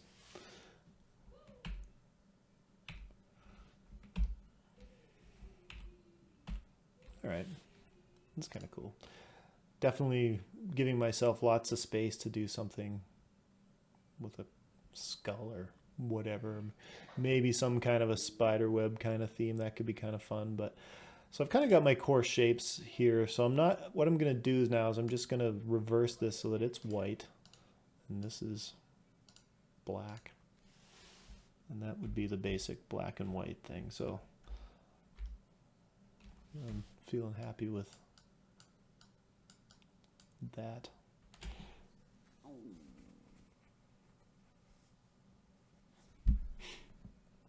Yeah, I could see this working with a lot of different color palettes, but you know, that is really what I like to do, is I try and make it work. I want to feel good about it, just black and white. It's just purely relying only on the shapes and the line work and nothing else. None of the other embellishment needed to make it feel like a pretty competent, well-considered graphic on its own. I'm sort of looking for balance between the top and the bottom. I want, you know, good balance between negative and positive space. And I think, yeah, maybe I should work on the little skull as part of the black and white. I think I should. Why not? Let's give it a go. Sorry, Buzz. There's just a couple questions in the chat. Oh, there we go. I'm having trouble clipping my blend to my name. Could you show me where I've gone wrong? You bet. And then Oscar has a question. So for sure. So Krista, yours first. Let's take a look. Clipping my blend. So probably like you've made a blend and then you want to make a mask out of your name shape is what I'm guessing. So Krista, I'll get you to share your screen. Okay. I'll just unless you want to just upload your Illustrator file and then I can go in and kind of demonstrate it, whichever is easier for you. It might be because I'm even like when it goes to making the blend, I did make it, but then I was trying to do it again, like with the lines, and it's not working. So I guess I don't quite understand the process yet. Okay, no problem. So just save your Illustrator file as Rev2 or whatever and pop it on your Google Drive folder, and I'll go grab it and take a look. And I'm pretty sure I'll be able to see what you're doing there. Okay. And then Oscar, once I'm done demoing Christo, I'll switch over to your question. Unless you've got a kind of a question that I can answer at the same time. So maybe ask your question and. Well, part of my question actually has to do with printed, but I also have one thing that I want done. Like I'm trying to make a grid, like as part of the design. Okay. Yeah, and then apply a blend to it. Okay, like a square grid. Yeah, square grid. Okay, all right. Yeah, I can definitely show you multiple techniques for making grids. Probably off the top of my head, I would recommend making a pattern. But Crystal, let me know once your file's uploaded and I'll go grab it. Okay. All right.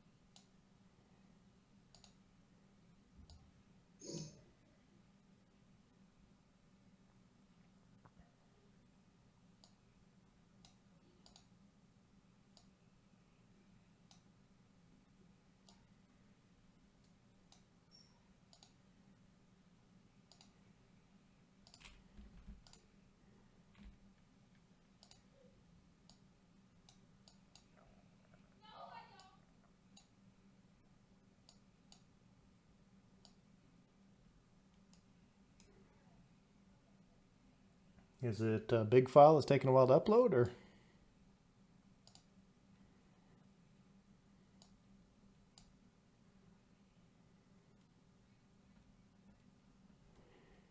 I'll work on this for a few more minute, but if I don't hear from Crystal, I'll just swap over to Oscar's question.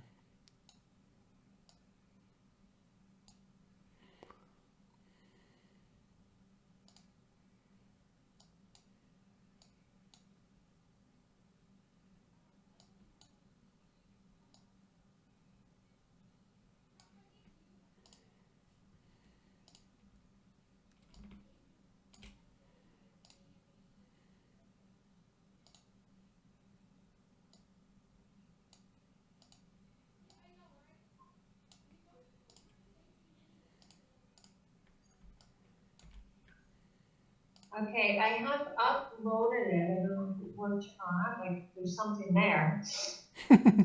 Okay. Yeah. Because it only shows it as a PDF. Well, if it's got a cropped image I mean, I probably don't need your sketch. I just need the vector work, so that's fine. Yeah, like I packaged it. I'll just share it and, okay. It's okay. Let's just see what we got here. Oh, okay. All right.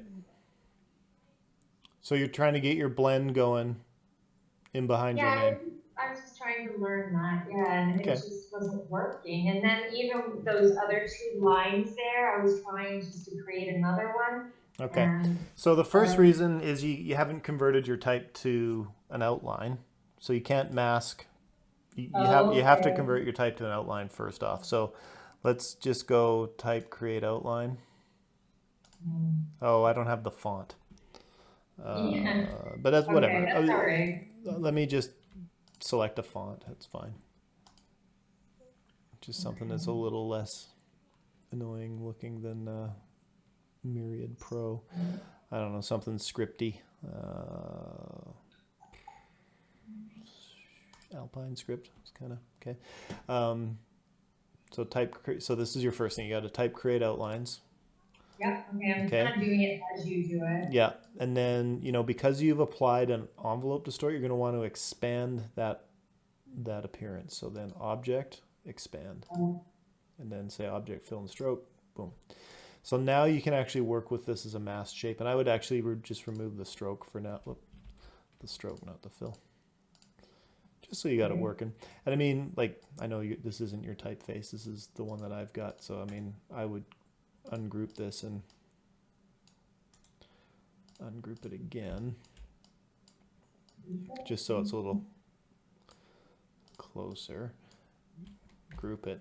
So now if you're going to make this whole thing a clipping mask, you're also now going to need to make this into a compound path before it's going to work as a mask, like a continuous mask over your shape.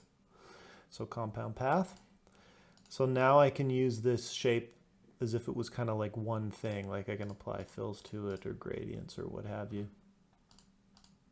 Okay, so you have the outline, okay. So yeah, outline path is step 1.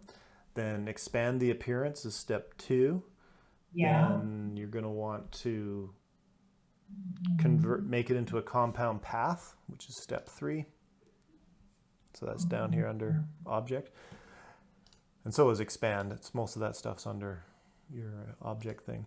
So once you've done those things, now you can use it as a mask over your blend. Now, you've kind of got a blend that's pretty basic here. It's just filling in the steps from one line to another. I don't know if you wanted it to where the target line was a little thinner, you could mess around with that by changing the stroke.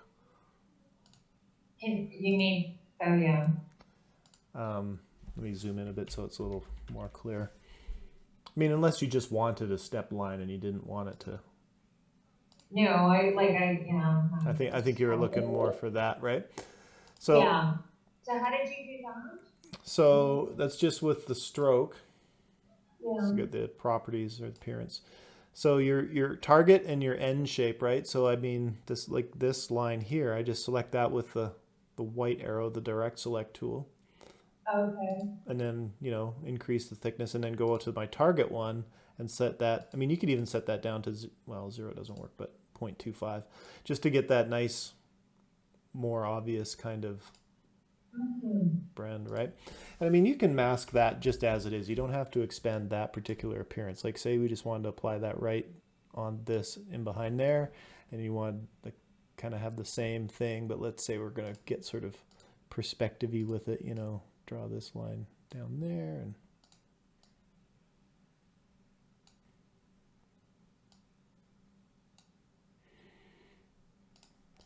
that might be kind of cool. So then these two shapes, say we just want to mask the name in behind that. So you select your main kind of graphic, and I would just copy it, group it, and copy it, sorry. And then edit, paste in place. I was just going to put it down right over top of all of that because it's a copy of it. and then select everything you want to mask. So masks are always, clipping masks always mask whatever is underneath it in your layer structure. So you want to mask this blend that's just got to be beneath your main kind of name word mark thing.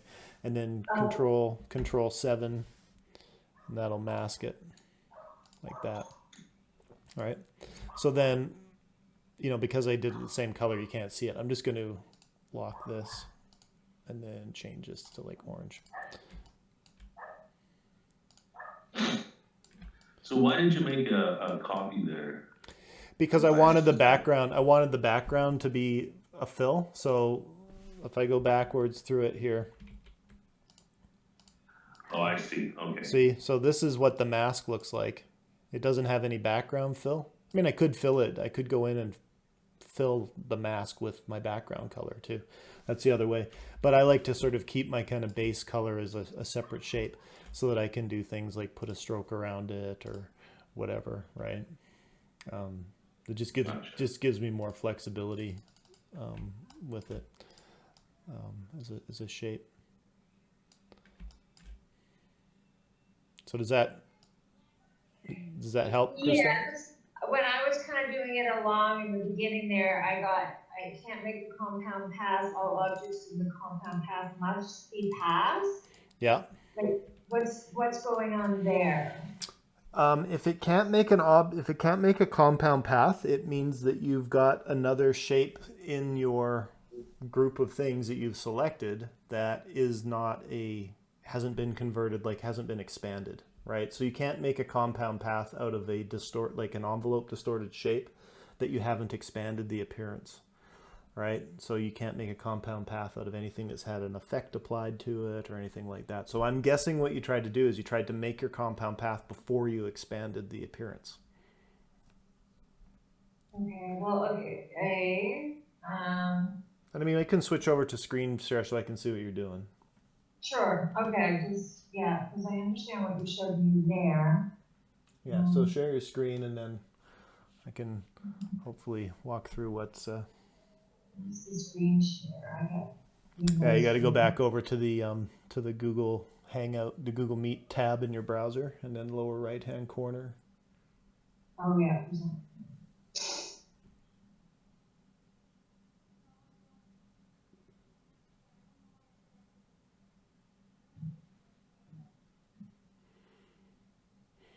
There you go.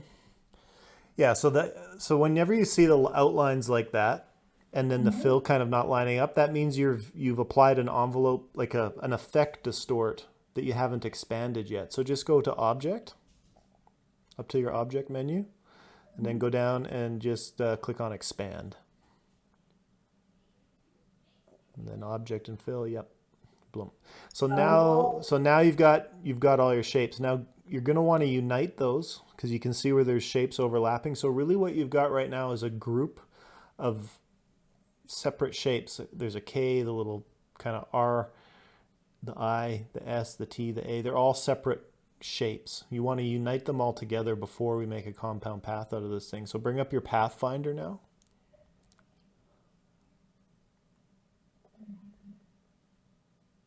Yep.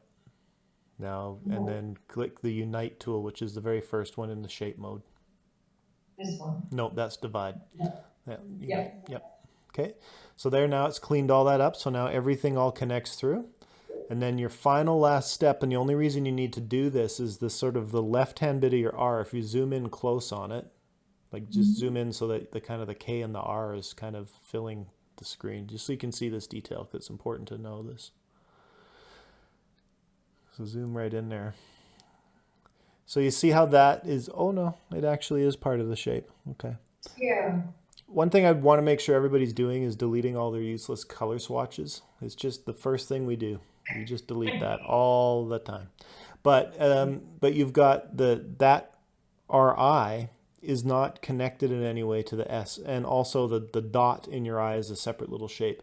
So in order for that to all work as part of a continuous mask shape, you need to convert this to a compound path.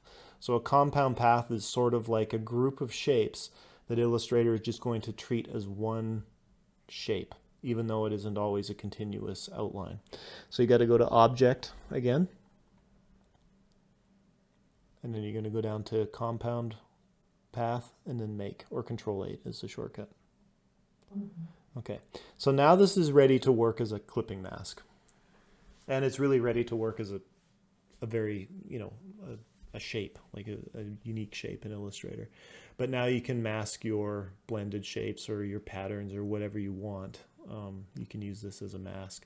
And at this point, this is actually when I typically will make a symbol. I haven't done that in my current example yet, but this is where I'd make a symbol out of that. Okay. Because then you're going to, because, you know, as you mess around with it, you might accidentally break it apart or may purposefully break it apart. But having the symbol there is kind of your core. All right, I'm happy with this word mark. Like if it, just before you get too far down the path, you might want to consider the vertical spacing just to snug that together a little bit. The words are feeling a little spacey, but that's okay. If you're happy with it, that's all cool.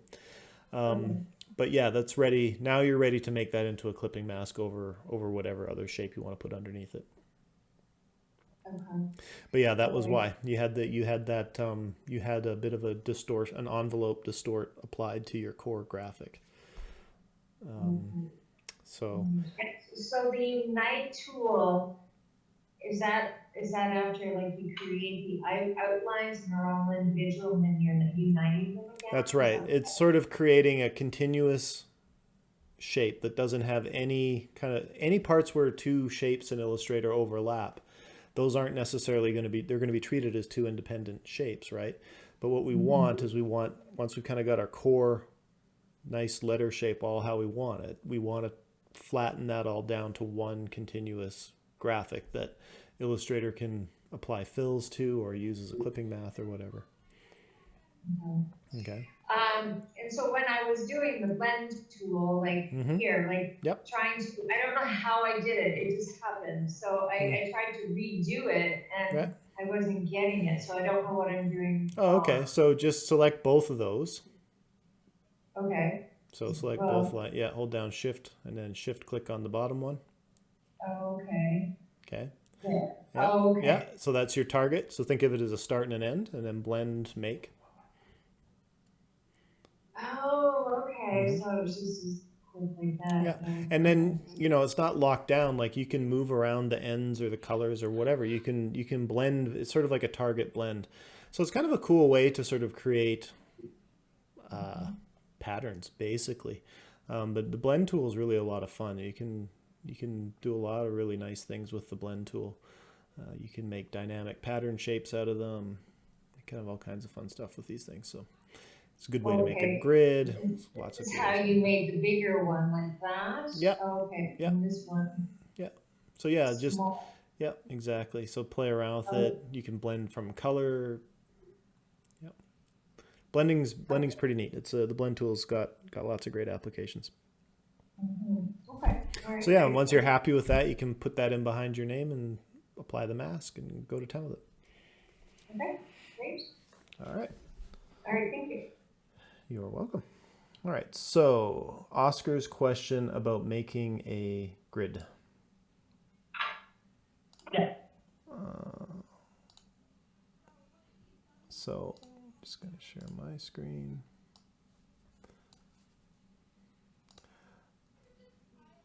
No. So I'm just going to save my, just kind of making my own little Thrasher skull head out face there. Thrasher magazine returns. Okay. I'm going to make my parents angry. So new. I don't know what my kid's gonna do to possibly upset me, because pretty much I don't think anything's gonna offend me. He's gonna have to figure out something though, isn't he? Way. What's that? Your kid will find a way. Oh yeah, they always do.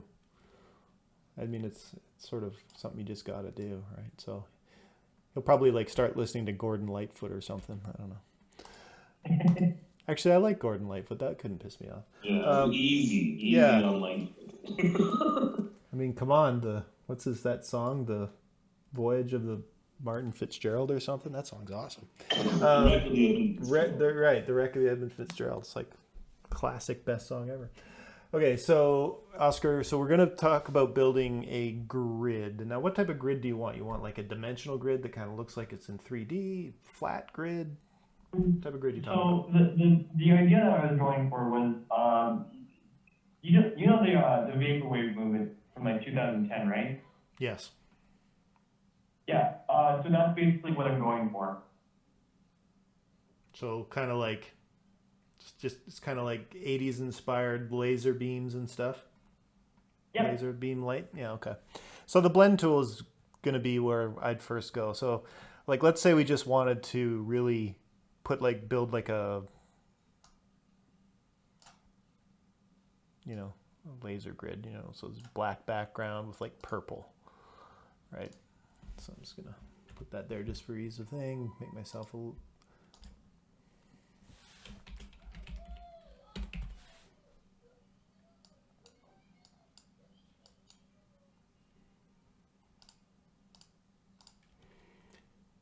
So, I mean, the easiest way, right, is you could just put your one line down there.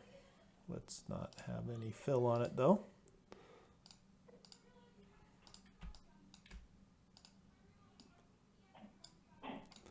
And then I'm going to do another one on the other side.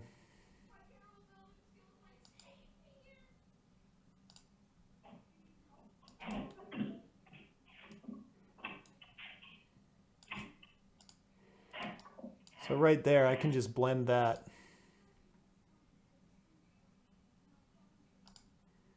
And then go Object Blend Options, because I've only got 2 steps in there. And I want specified steps, and I want, let's say, 20. Let's see how that looks. It's not bad, but maybe I want more than that. I'm going to make it 40. There you go. That's looking pretty decent to me. So that's the first part of my grid, right? So let's just stretch it out till something like that. I mean, you can just play around with it until it fits, but that's the first one. And then you would just do the same thing with a, set of horizontal lines. Hold down Alt to just duplicate it.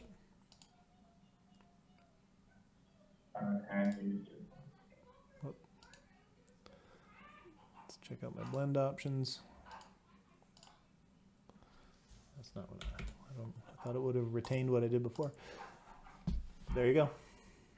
That's all I do. So that's the easiest way to make a grid of overlapping lines is just the blend tool, especially if you wanted to do like a perspective distort. And then you can kind of mess around with it afterwards, Okay, I see what you did. All right. It's kind of fun. You could duplicate it and rotate it. Is there a way to stagger the space between the lines as they're coming towards you? Because technically the cells should be they smaller. They would be smaller. Yeah, and that is, then you got to do that in specify. How would you do that? Would you be able to do the staggered distance? I think what I would be tempted to do. Could you start with a thicker line and then move to a thinner line? Well, yeah, but it's not really going to, the distance isn't going to change, right? I mean, remember we were playing around with the perspective grid last class? I think the perspective grid would probably do that. Yeah, because I mean, if you really wanted to get the spacing right, you have to adjust the space between each one, and I think the only way to really do that would be to put it on the perspective grid, because I don't think using a blend you could. I don't think using a blend you'd get it to be bigger in the front. Well, you could also do a flat grid and then just use a perspective distort tool. That you could do too, right? So you could just draw a square.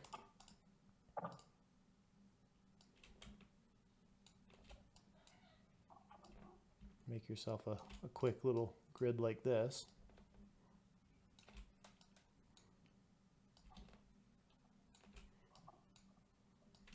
There's a shortcut for step and repeat, and I cannot remember what it is. And it doesn't, it's pretty quick and easy to make a grid like this anyway, but. So you could just make a grid like that, a flat grid, and then you could use the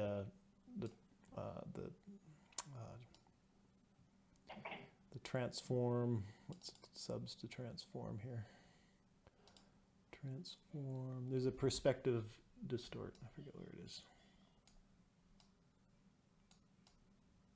Yeah, you almost said it there. I saw it. Yeah, but there's like I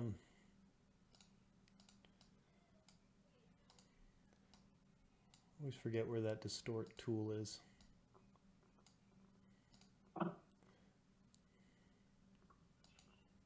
don't want that.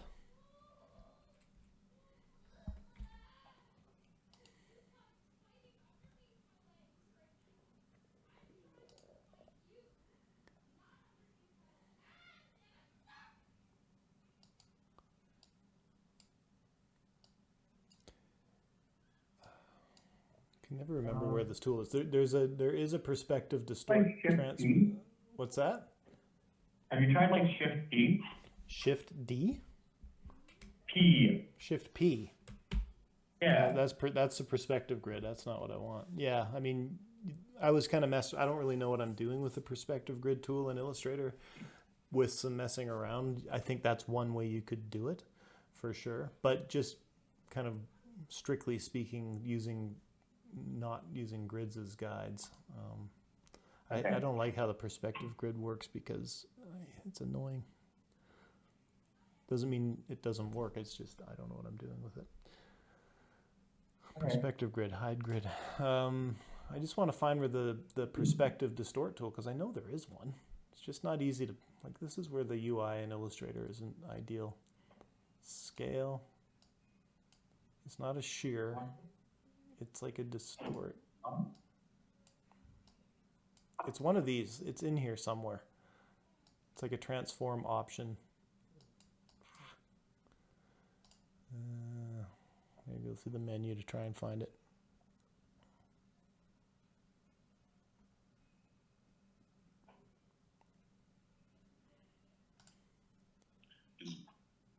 Is it under effects? Is it an effect thing? Nah, it's in the menu. It's like, I feel like it should show up under one of these sub menus when I click on it, but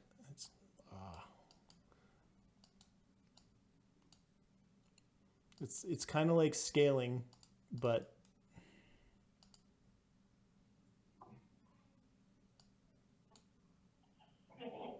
I'll find it. It's in here somewhere. Freaking horrible menus in Adobe Illustrator. Okay, let's see. Go window, maybe transform.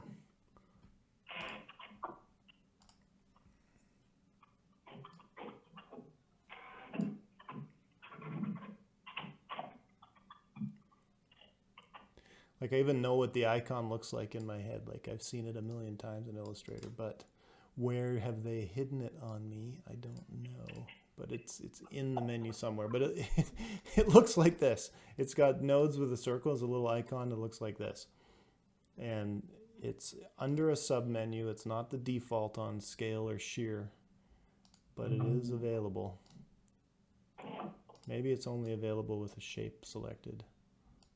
That sometimes is the case. Transform.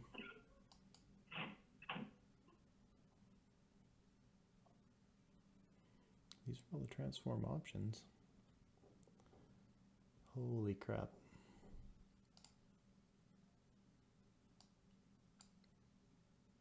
Puppet warp? I don't think it's, no. Well, what the heck is this? Actually, that's kind of cool. Huh. Interesting. Puppet warp. I've never even used that before. Oh, add a pin. Wow. Cool. Not what I want to do, though. I might mess around with that more, though. That's kind of neat. Okay. Distort. Where are you?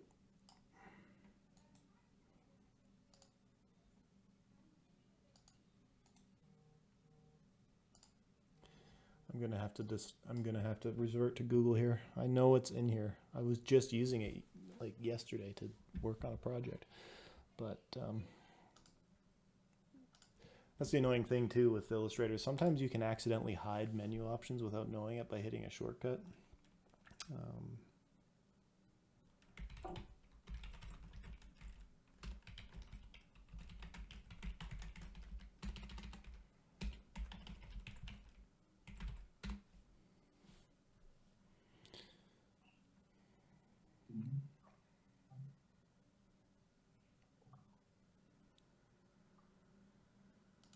Sometimes the Adobe Illustrator help is useful, not often, but scale, transform, preferences, general scale.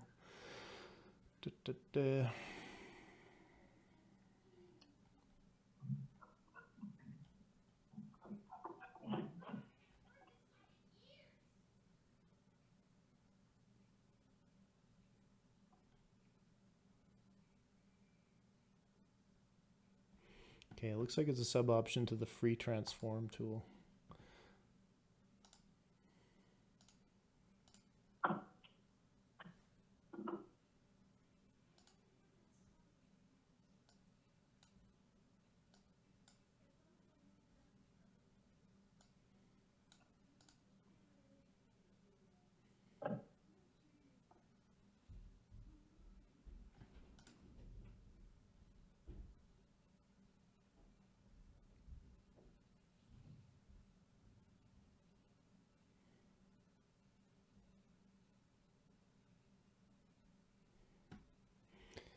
I think some of those YouTube demos were probably going to be more helpful than the Adobe help. I know that I've just hidden the menu option somewhere. It's so frustrating. Start dragging on the bag, not in, then hold down Control, hold down Shift Control to distort in perspective.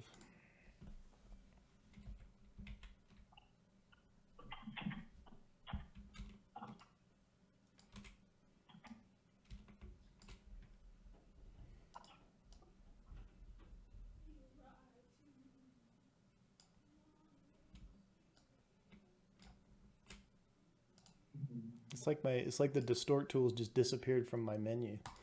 It used to, I swear it was right under there. Transform, distort, transform, distort.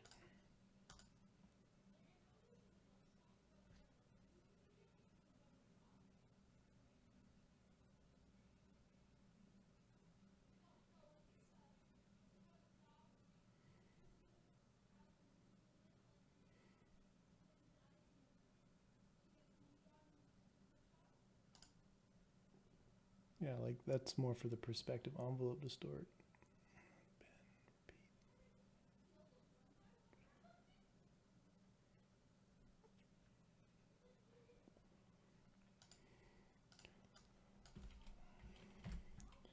All right, I must have hidden the menu somehow. I'm gonna have to go back to that one of these tutorials and see what I can find.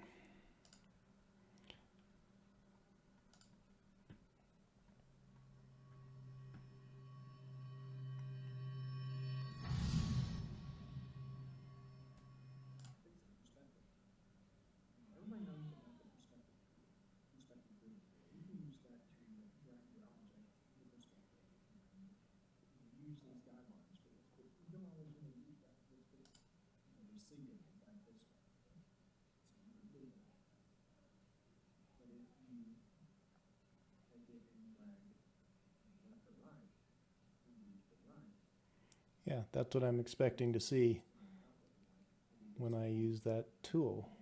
This icon right there. Why I'm not seeing those. That, like, those are supposed to be options to the distort tool.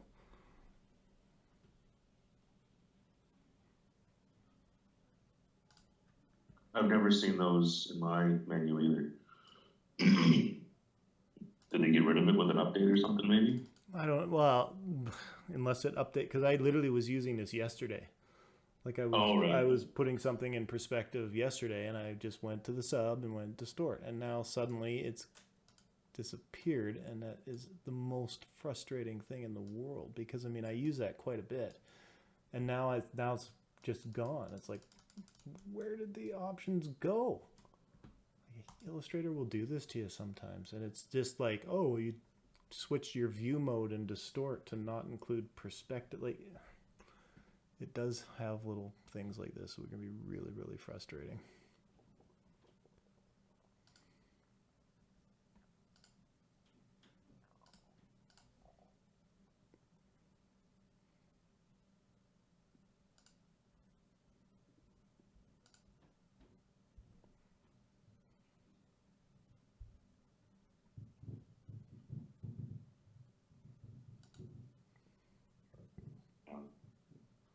I went up to effects, and then there's distort and transform.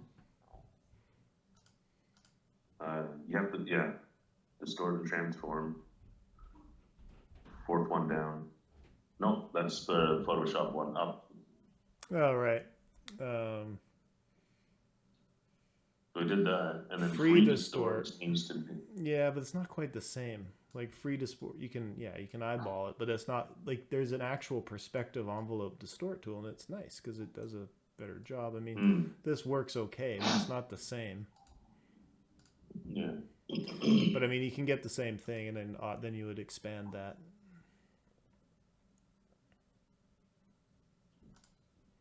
And then you've got your shapes like that. So I mean, that does work, but it's there should be a free transform option where if I hold down control, no, control's not doing it.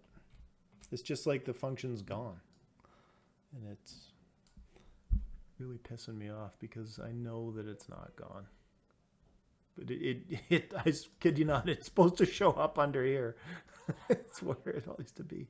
But yeah, I mean, that's just to get to answering your question, Oscar. That is the other way to do it. Is you can, yeah, that's right. You can use the effects. I tend not to use those all the time, but there is some reason for it. So maybe the free distort views are maybe it's Control Shift, Alt Shift Control E. Feel free to use your nose. Control E. Yeah, that's just a keyboard shortcut for a free distort. Oh, okay.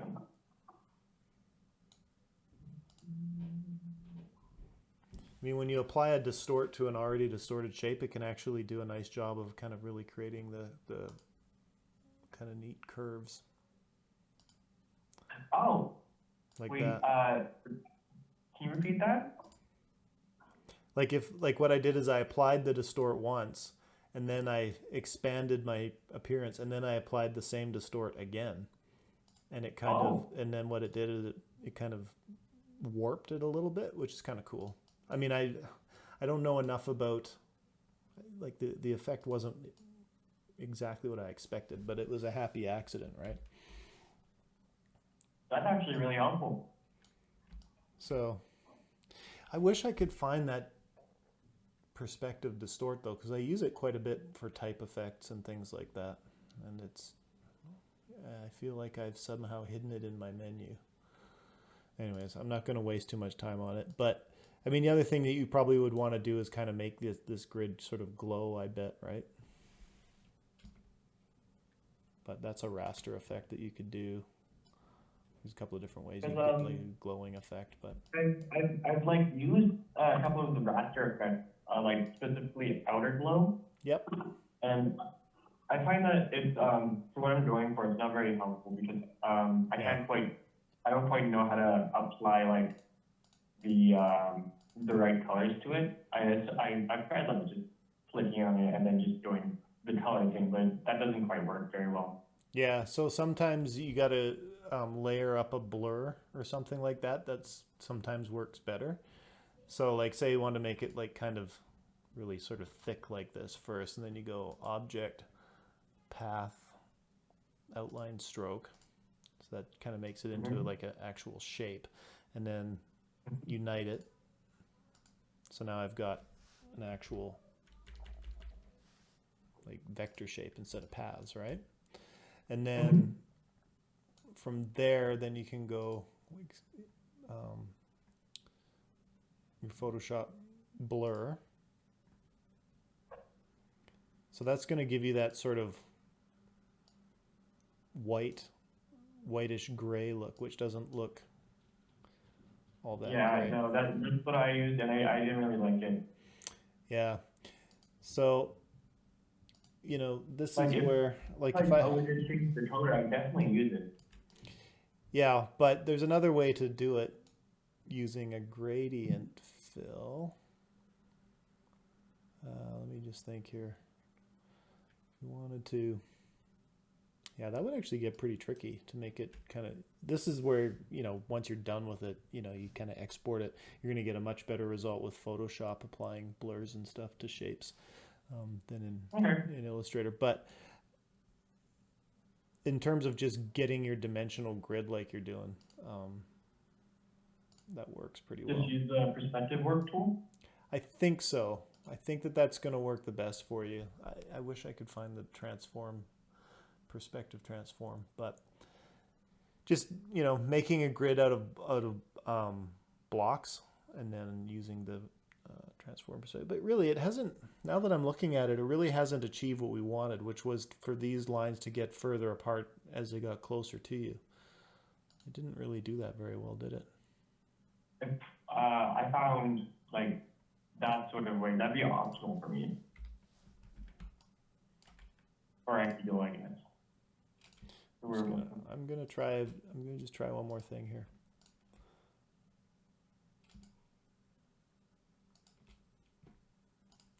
Just going back to the blend tool.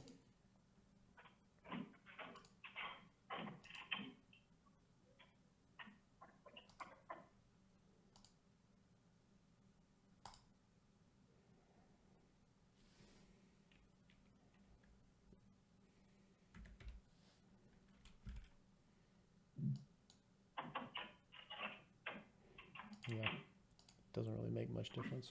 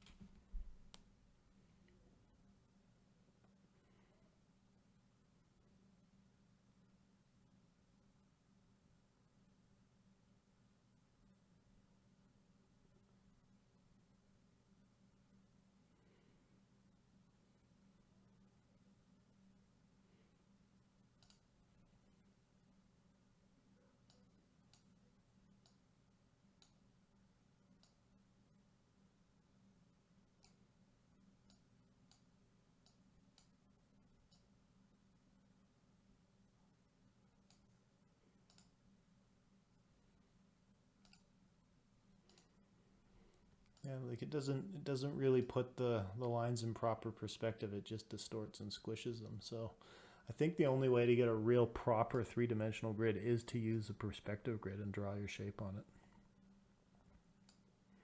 And like I said, I need to work with that perspective grid a little more to really get my head around it before I mean, you guys will figure out as much about how to use it as I would right now.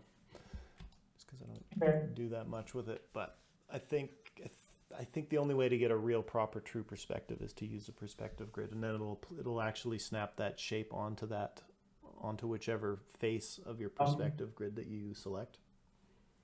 Can you show me real quick one more time how to quickly like make the grid using the shape?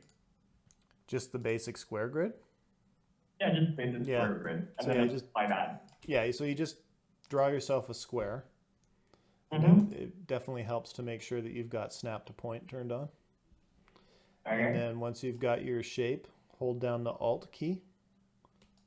Okay. That's duplicate, right? So then it's just gonna, with smart guides and snapping, it'll just snap on. Then you just deselect and then select both. So then now you're doubling it. And then you're just doubling it again.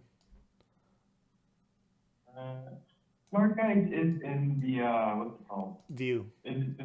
View, guides, smart guides. Okay. Or the shortcuts Control U. It seems to get turned off quite easily accidentally, so I find I have to turn it on quite regularly.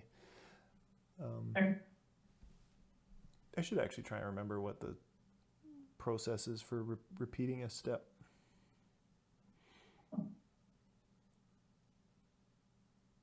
Because I searched up step and repeat, just Googling it, Mm-hmm. and it told me just to what's it called?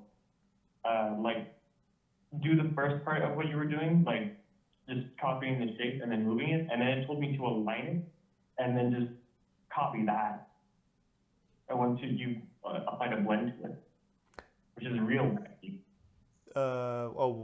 To what? To step and repeat, or to? To like step and repeat. That's what it told me. Yeah, I mean, it's such a easy thing to do just using the Alt key that I don't know if I'd worry a ton about it, because it's not like this takes a long time, and this is essentially doing an alignment, right? Mm-hmm. And then it doesn't take many iterations before you've made a pretty big grid pretty quickly. So that's one way. Or I mean, you could define a pattern too, if you wanted to fill something with a pattern. But the thing about patterns is they don't distort.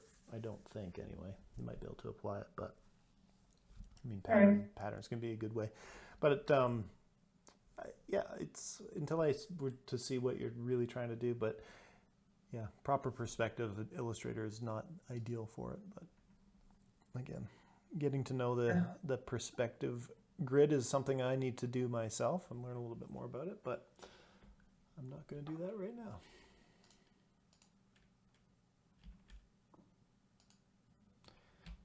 I'd like to see what the results are for you when you get that out there. I don't recall, now that I think about it, Oscar, I don't remember what your icons look like, so I'm gonna just. I haven't done that. Okay, let's make sure you catch up on those, because those were due last class. Yeah. I'll probably work on them later today. Okay. But you know what you're doing for the vector icons and stuff? Because every assignment now through to the end of the semester, it's just 2 classes per assignment. Yeah, that's fine. Okay. Show me again how you're able to free transform one letter. I can't seem to get the anchors for mine to distort or change the look of the letter. Sure. Yep. I mean, free transform, there's really quite a few different ways that you could free transform a letter. So it more comes down to what type of distortion you're looking to do. But you know, like to distort this, I kind of went through a process of using the object transform, or what was it? I forget. I think I was using one of the effects or whatever. But I mean, there's different ways to change it. So I don't, until I know specifically what type of Tobias, you know how you changed the C? You were able to grab the anchor points at the bottom and just kind of pull those down? Yeah, I can't seem to get the anchor points. Like I've created outlines. Yep. But I just the anchor points. Yep. It's all about direct select versus selection. So your black arrow, that's the selection tool, it selects the whole shape, whereas direct selection selects individual anchor points. Ah, okay, thank you. And if you want to select a group of them, hold down Shift, and that selects a group of them. And you can also grab the handles too. So if it's white, it means it's not selected, and if it's, you know, filled in with whatever your layer, like my layer color is blue, so it's just, yeah. So it fills the anchor with whatever your layer kind of preference color is, and then you can grab those shapes and bend them around like that. Awesome, thank you. That's kind of the most manual way of distorting shapes. All right, so I'm going to continue on with my little Thrasher skull dude here. Tobias? Yeah. So I created it as a symbol, and then I wanted to edit it a little bit more, I noticed. So I'm just having trouble editing through the symbol of the placement of my name. So is there a way of undoing the symbol, or? Oh yeah, absolutely. So I'll just use mine here as an example. So let's say, because I haven't made this into a symbol yet, but typically I would. So bring up my symbol palette. Okay, new symbol.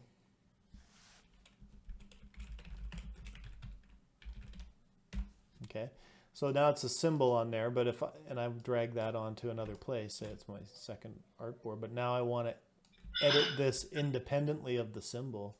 All you do is right click and say break link to symbol. So that just takes the graphics and now makes a new independent graphic, which if you change it, it's not going to impact the symbol. Whereas if I edit the symbol itself by double clicking on it, and then I change it, then that's going to change everywhere that that symbol is used is going to reflect that change. So if you want to edit your instance, I guess you could call it, of your symbol, you just right click, break link to symbol, and then you can make your changes without impacting your symbol. Oh, okay, thank you. Okay, so that's all there is to that. Okay.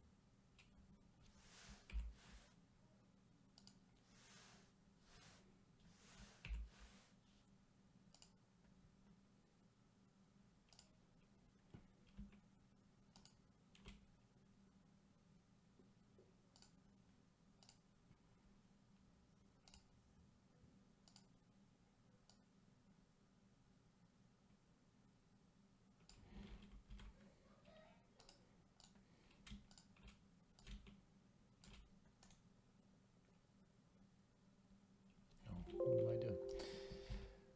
Don't want to do that. I just want to try to reflect it.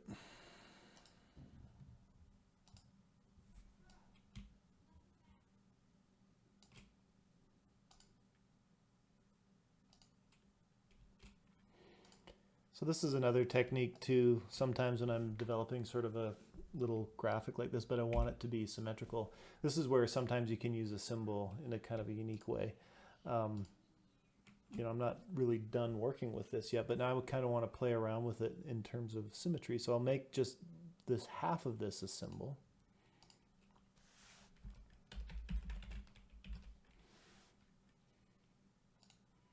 It doesn't matter. And then I'll put my skull half down, but then I'll reflect it.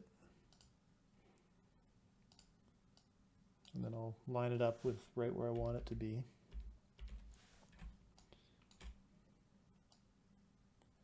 Sometimes aligning a symbol can be a little picky. But now if I edit elements within the symbol, I can kind of see it reflected automatically on the other side. So say I want to change this. You know, once I go back there, now it's going to reflect automatically where I've placed that symbol. So it's another way to kind of draw something kind of reflected, I guess, in real time. Well, not quite real time, because you got to click out of it to say that you're done. But that could be another way to use symbols to make better looking symmetrical illustrations.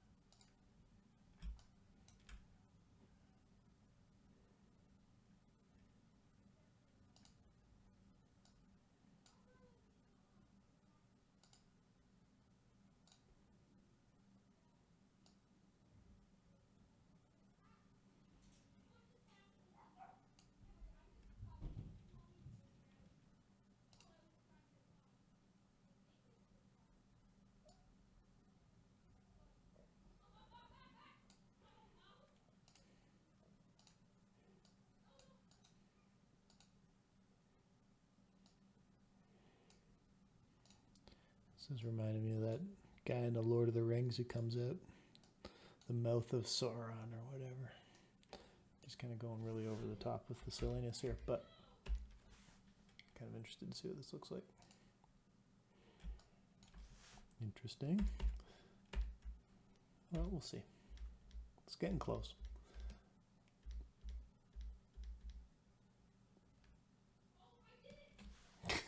It's kind of stupid, but that's all right.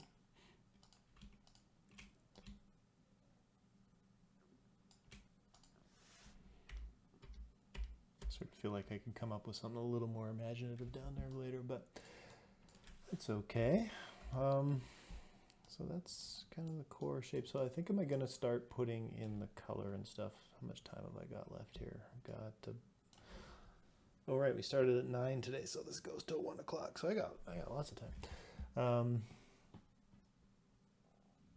How do you deselect a symbol? Just click anywhere on the artboard except where the symbol is with your selection tool. A symbol is just kind of like a group, but a repeatable group that if you edit the group, it impacts every placement that you have on your artboard. So it's not really any different than any other shape. It's just, you know, it's repeatable.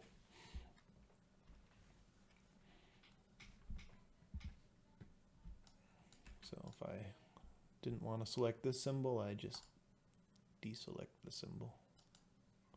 Select, deselect.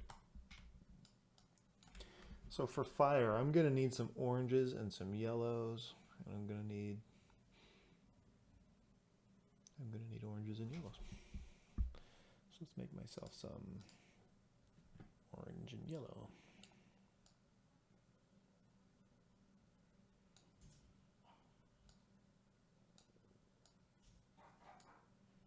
Yeah, I think I'll just make a pretty pure yellow.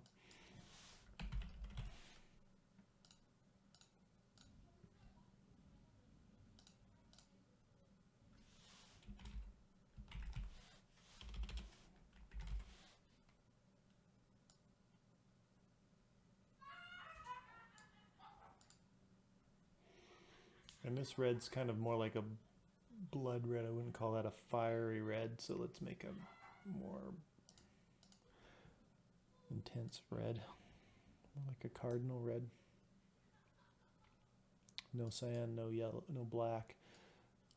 I think it's going to just be a little on the orangey side. So those are my fire colors there, I think.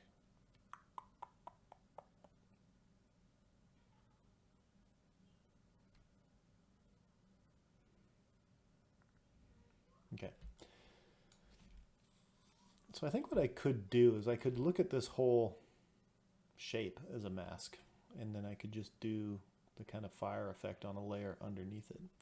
So I think that's what I'm going to do. I'm just going to select everything. Okay, so I'm just going to copy it. And then I'm going to go down to this artboard and I'm going to paste it in place.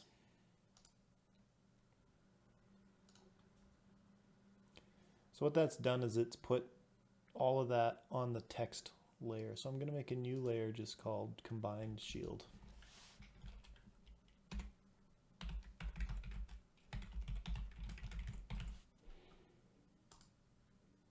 And I'm going to put this, because it's the only thing that's selected. I'm just going to move that up there. So now that's up on its own layer. And I'm going to make a sub layer called Fire and put that down underneath.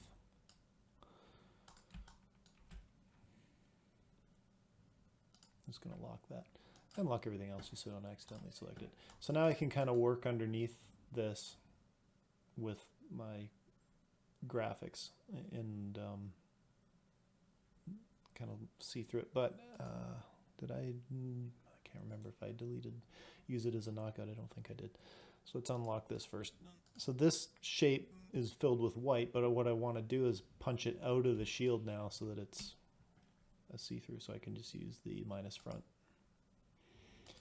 So that kind of made it look like the skull disappeared, but all it did is it just pulled this to the same layer and just send that to the back. So now this is effectively like a mask, but I'm just drawing underneath the mask. So I think I might just start with a basic gradient and see how that treats me.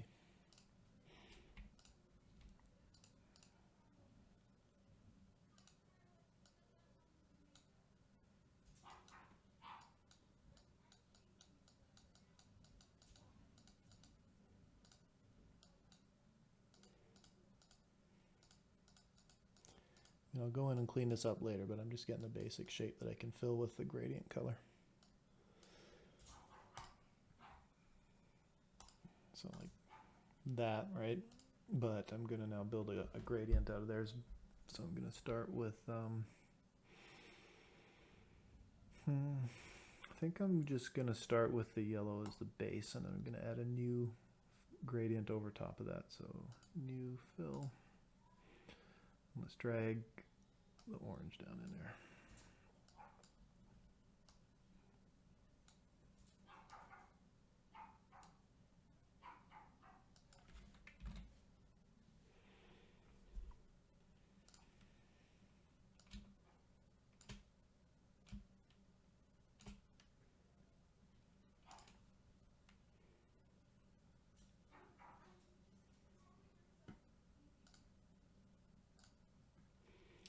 Save that gradient, and now let's add a third one over top.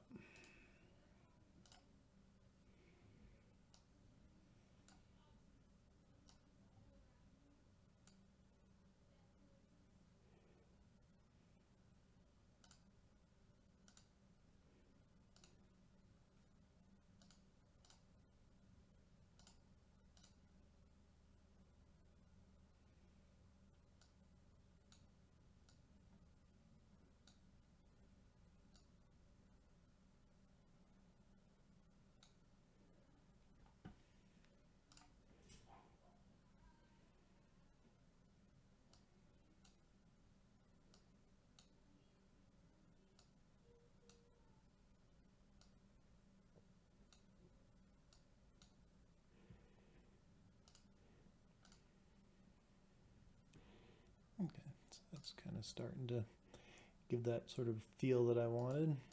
Let's put in another fill in back here.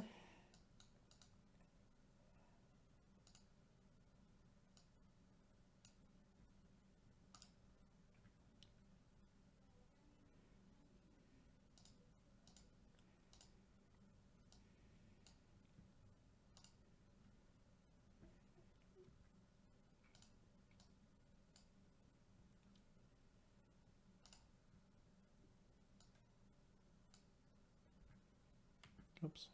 I selected the wrong thing there. I think I did. No, I didn't. Grabbed the wrong fill in my layer.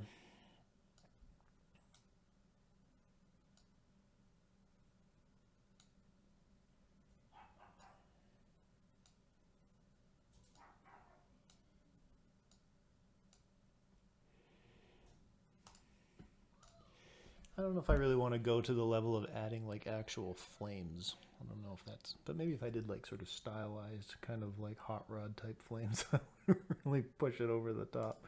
Let's have some fun with that, see how that looks. So I'm just going to do those with like a transparency of yellow for now. Well, I'm just going to draw them.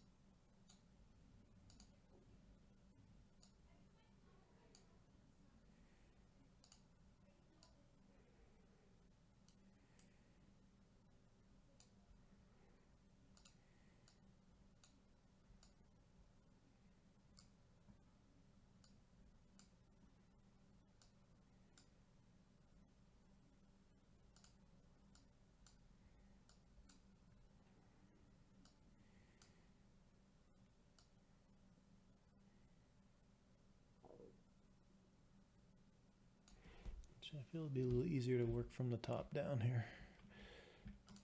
So sometimes I'll change my mind in mid shape like this, and then so you just hold down the control key to click outside, and then you can pick up on the sort of other end of your path if you want to sort of change the direction that you're drawing a shape.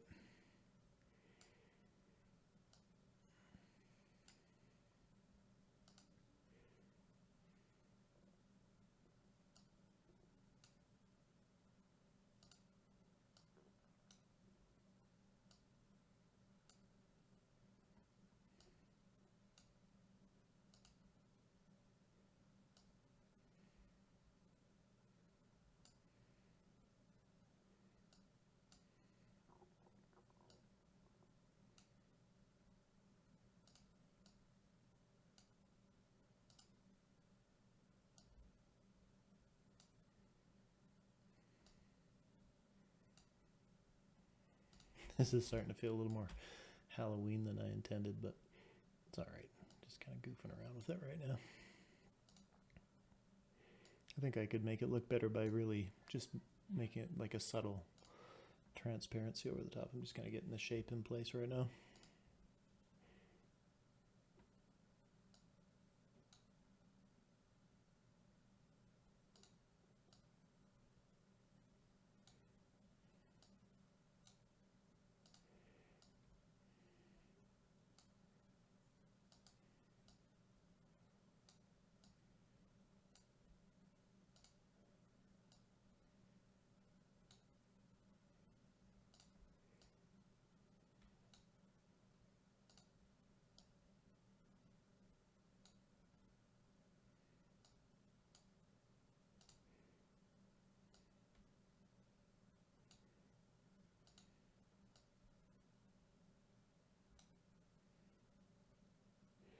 Krista, did that answer your question about deselecting a symbol?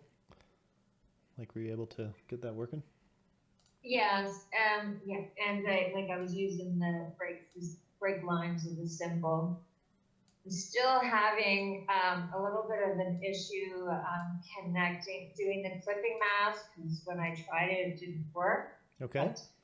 But, yeah, I've just been kind of redesigning. I can show you my screen, Okay. maybe, because it wasn't working again. Yeah, probably the main reason a clipping path won't work is because you've got too complex of a shape that isn't a compound path. So it's just about understanding how that all kind of works. So yeah, let me know once you're ready and I'll switch over. Okay, thanks.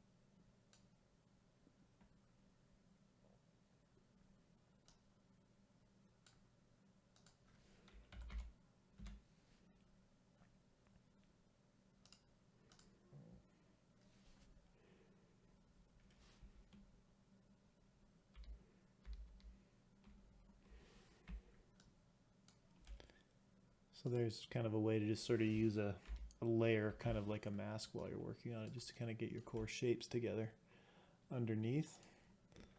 You know, that's starting to be closer to what I want. I mean, I've got a few more sort of effects that I think I'm going to add over top of that. But so I want to kind of go through and clean this up so that it all fits within that shape. So I'm going to unlock this layer. So my combined shield, and I'm gonna go down, and I'm gonna want to use this as a mask underneath so that it kind of is blocking out all that shape. So I'm just gonna Control C, just for illustration purposes. I will hide that layer, edit, paste in place. New. Make sure I select the right layer. So there it is. And now I'm just going to use this whole compound pass shape as a mask. So I just want to select everything in behind. Control 7. Okay, and the reason that didn't work is because I probably didn't make this into a compound path.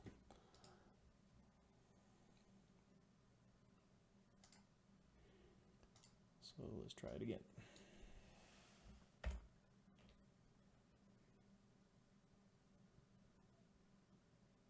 Why is that? Oh, right. Doing that totally backwards. I actually just want the text. I don't want the shield shape. What am I thinking? So I'm going to bring my text. And because I've pasted in place, this should all line up correctly. It should anyways. I'm not sure that it will. All right, I made a symbol out of that. So I'll grab my symbol. That'll be handy. Put that over the front.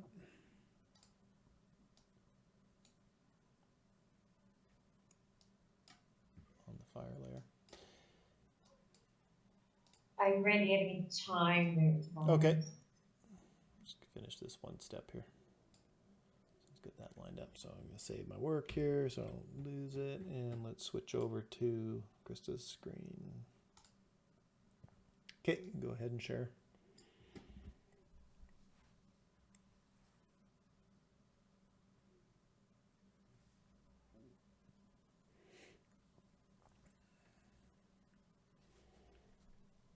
Alrighty, so you've got your kind of two lines that you want to do. Okay. So what are you trying to? You want to now mask those. Yeah. Okay.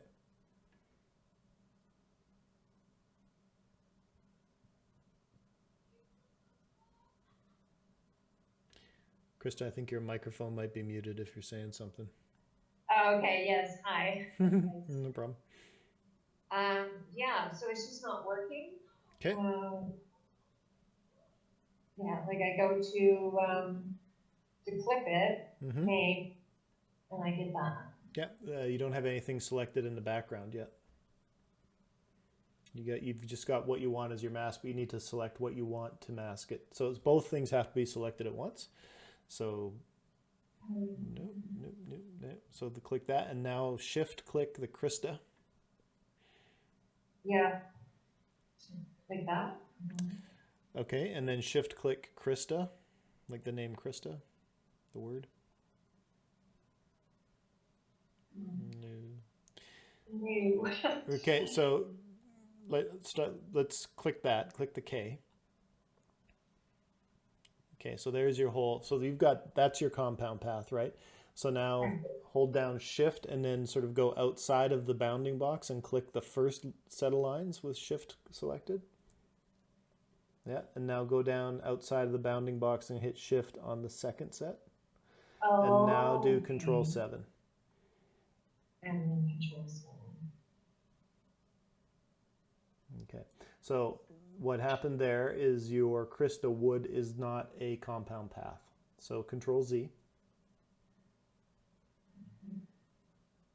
Okay, so now just click anywhere on your artboard to deselect everything. We want to turn Krista wood into a compound path. So there, now go Object, Compound Path, Make. There you go. Okay. So now shift click your two background stripe shapes. And now Control 7. I'm assuming those are in front. Can't really tell. Yeah, there you go. Okay. Yep. So that you can see now the reason that the little hole in the A there didn't, the A hole didn't work is because it wasn't part of that compound path. So you just got to break that back out, and then make sure that that kind of central part of the A is part of that compound path. So I do that by zoom in on it. It's kind of hard for me to see. Just let's zoom right in on the A there. See what's going on. Okay, yeah, there you go. Okay, so now with your main selection tool, the black arrow, just click on the interior stroke of that inner shape. Okay, so now let's double click. Okay, now just click on that again. I want to see if we can isolate it. I want to try and get a sense of how it's grouped. I mean, I can't, because you don't have your layer palette open, which is a good idea when you're doing this stuff, is have your layer palette open. yeah. So now you can expand that group and expand. Yeah, see, I think you've got a group within a group within a group.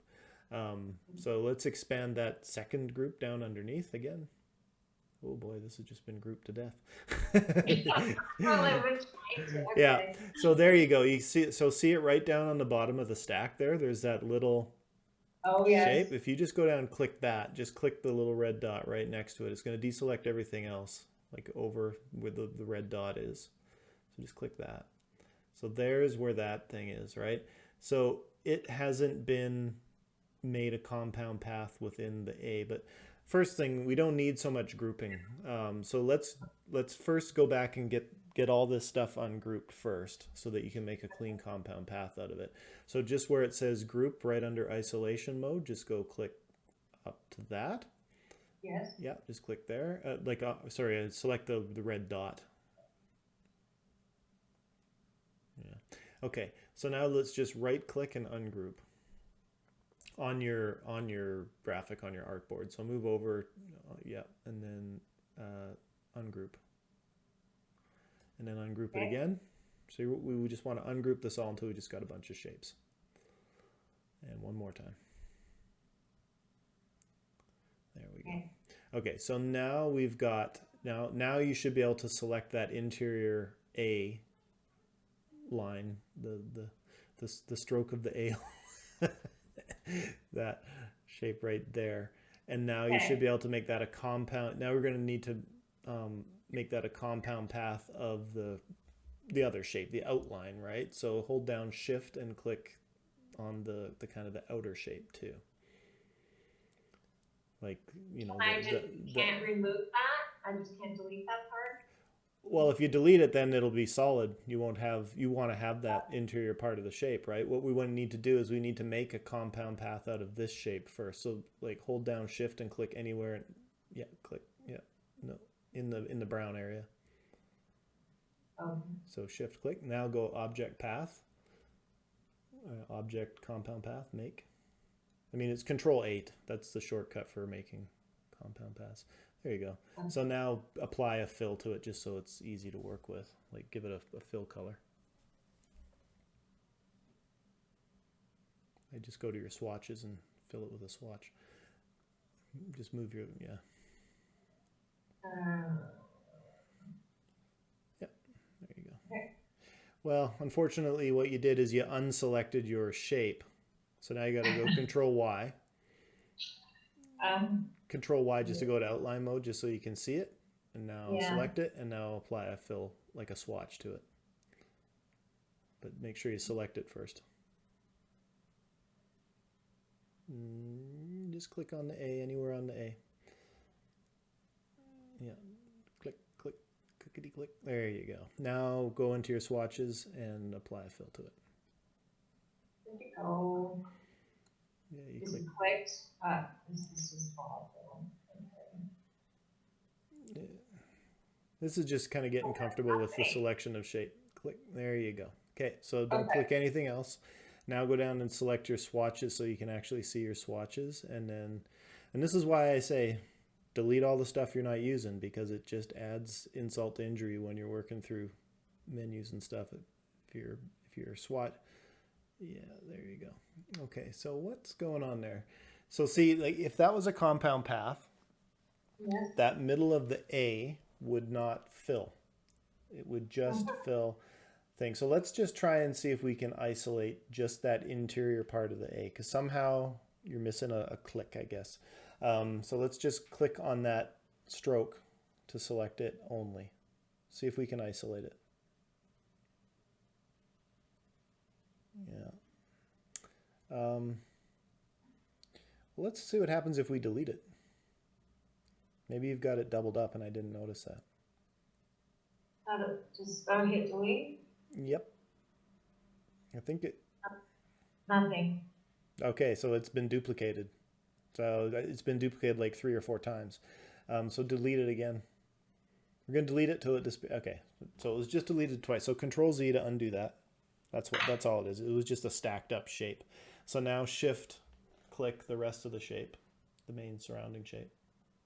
Shift click? Yeah, Shift click, just so that you can have 2 things shift. Like shift clicking, that's how you kind of create a little group, right? Mm-hmm. Okay, I'm a little lost in this. Do you want to jump Well, yeah, because I mean it's a compound path, and then that you've got another shape in the compound path that just needs to be added to it. And I can't, it looks like you've got it selected. It's hard to tell because you're zoomed in a little close, but that's okay. You can always tell. Just get back out. There you go. Okay, that's all we want to see right there. You just want to see the nodes like that. So now in your let's bring up your, you've got your Pathfinder. See under shape mode in your Pathfinder. Shape mode. Oh, so okay, yes. If you just minus front, I believe you've got it selected. It should, but maybe you don't. But anyways, yeah, no, you don't. Just Control Z that. And then hold down Shift and then click on that interior shape again. And now Shift to click on the exterior shape again. And then minus front.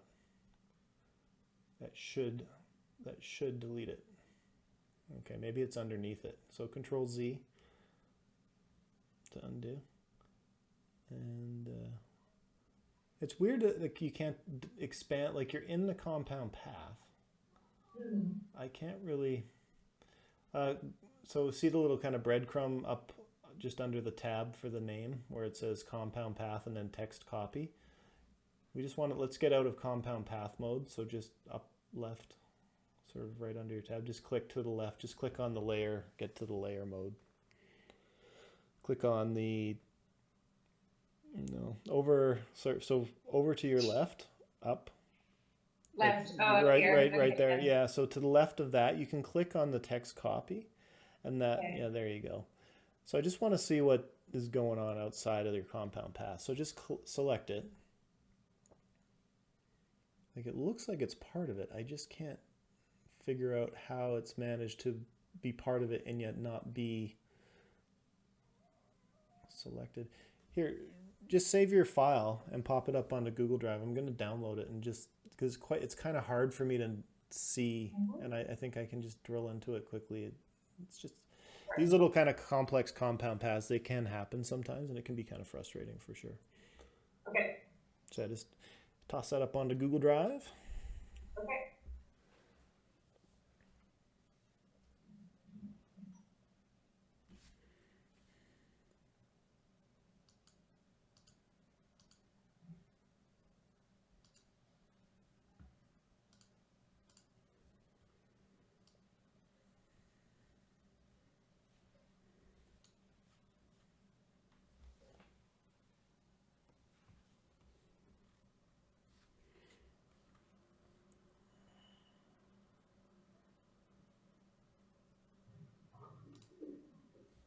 Yeah, that should be there. Okay.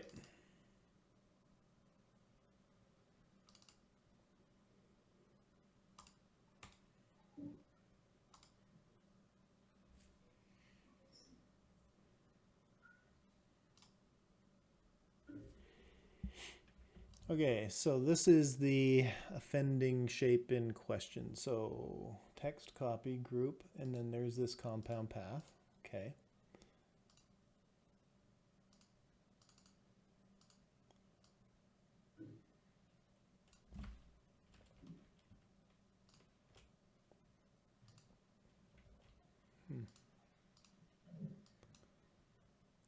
Yeah. Somewhere in here, there's like a. I don't really know how this happened, but.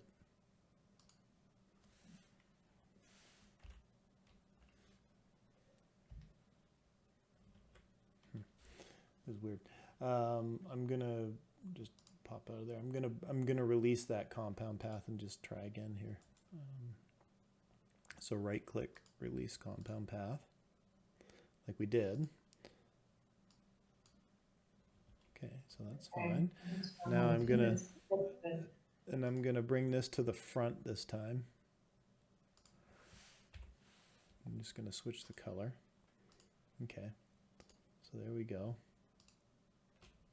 Minus front. There we go. So like when you're using the Pathfinder, it is in effect kind of making a compound path most of the time, right? So, okay, so yeah. So that's I don't know how it got kind of done, and it can get done in reverse, but I don't know necessarily how it happened. But that's what you want to do. So you're going to want to. I'll just Control Z to go back a few steps. Okay. You're going to want to go back to the point where you've got the compound path. You're going to want to. I didn't undo enough steps. So you're going to do this. You're going to go release compound path. Okay. And then you're going to, so that when you click the main shape, you don't see that interior piece. And then I go Control Y to grab that piece. So now it's a separate graphic. It's not part of a compound path anymore. I fill it with a different color just so I can make sure I've got my layering right. I can see it's in behind there, right? I can see in my layer stack that it's underneath. So I'm going to go Arrange, Bring to Front. Just so I can be sure that I've got these two shapes really independent.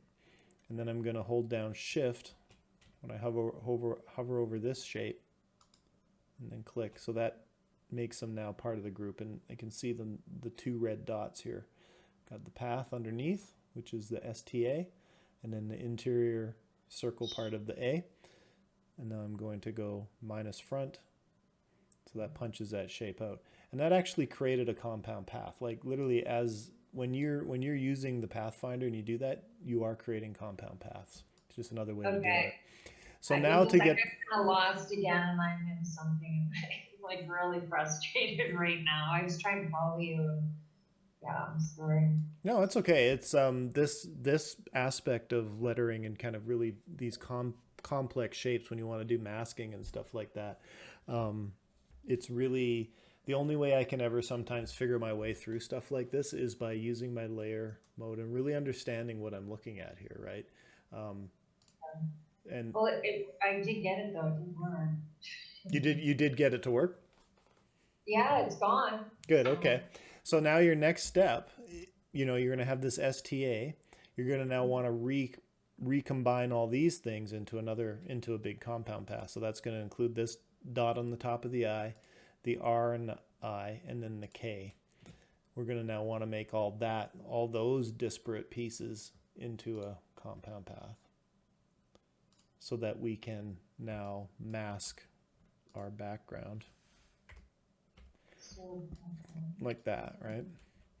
Because if I did not make those into compound paths, say if I just left these as their own thing, so I did shift, click, so I had them all, and then I did this, it's just going to pick whichever the top one in the stack is, which is the STA. It's just going to make that into the mask, and it's going to make everything else disappear. So in order for the whole thing to be a compound path, I've got to select them all together and then Control 8 to make a compound path. I mean, it's kind of easy to tell when something's a compound path too, because it says it right in the layer thing. And I can see I forgot the dot on the I, so I'll just do it again. So now my compound path is nice and clean. It's the whole thing that I want. And I can also click drag to area select those things and then Control 7 to mask them.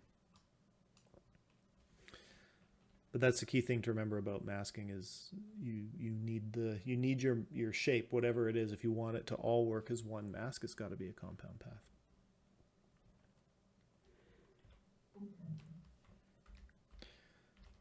Everything else I think is working. Okay. You'll want to make the W and the OOD into a compound path. Yeah, that's what I was clicking on. I don't know if my K is a compound path with the rest of it. Yeah, well, you can tell by if you click on the K.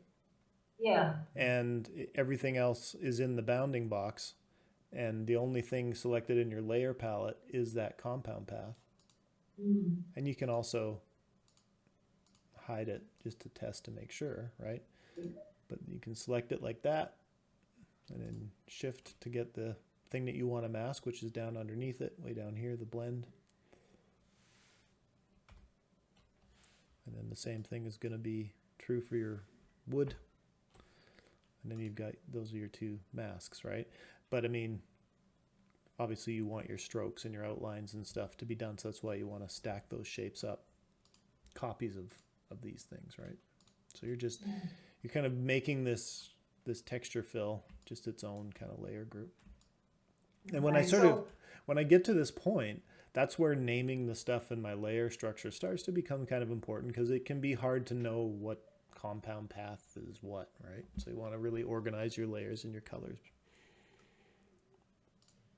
So when I click on my K, it's not part of the rest of the compound path. Do I just click the K and say create path, or it's got to be all in there? So I shift everything that you've got, everything has to be within a selected bounding box before you make the compound path. Otherwise, you're just making the K into a compound path, which by default, every independent shape is.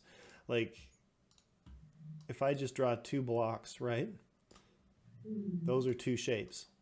And if I do let's make a blue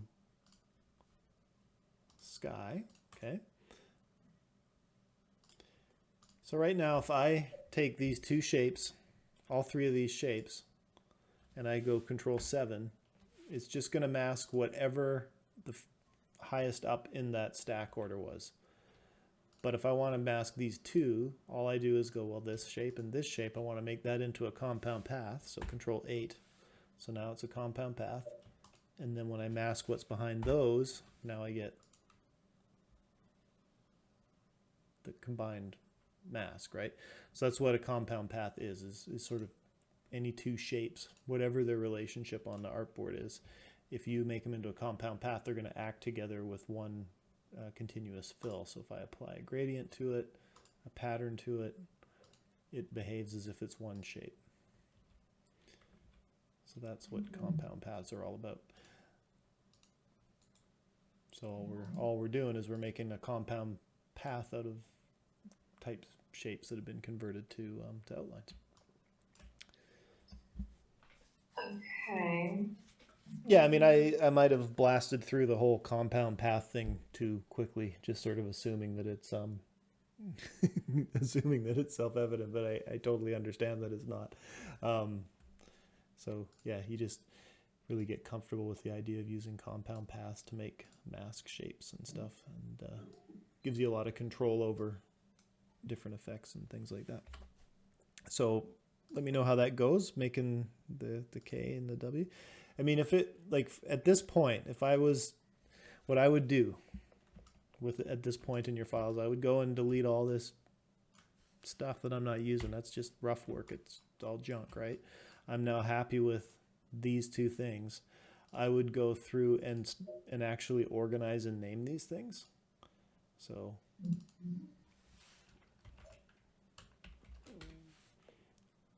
just so I know, keep them straight. I don't know why I capitalized wood, but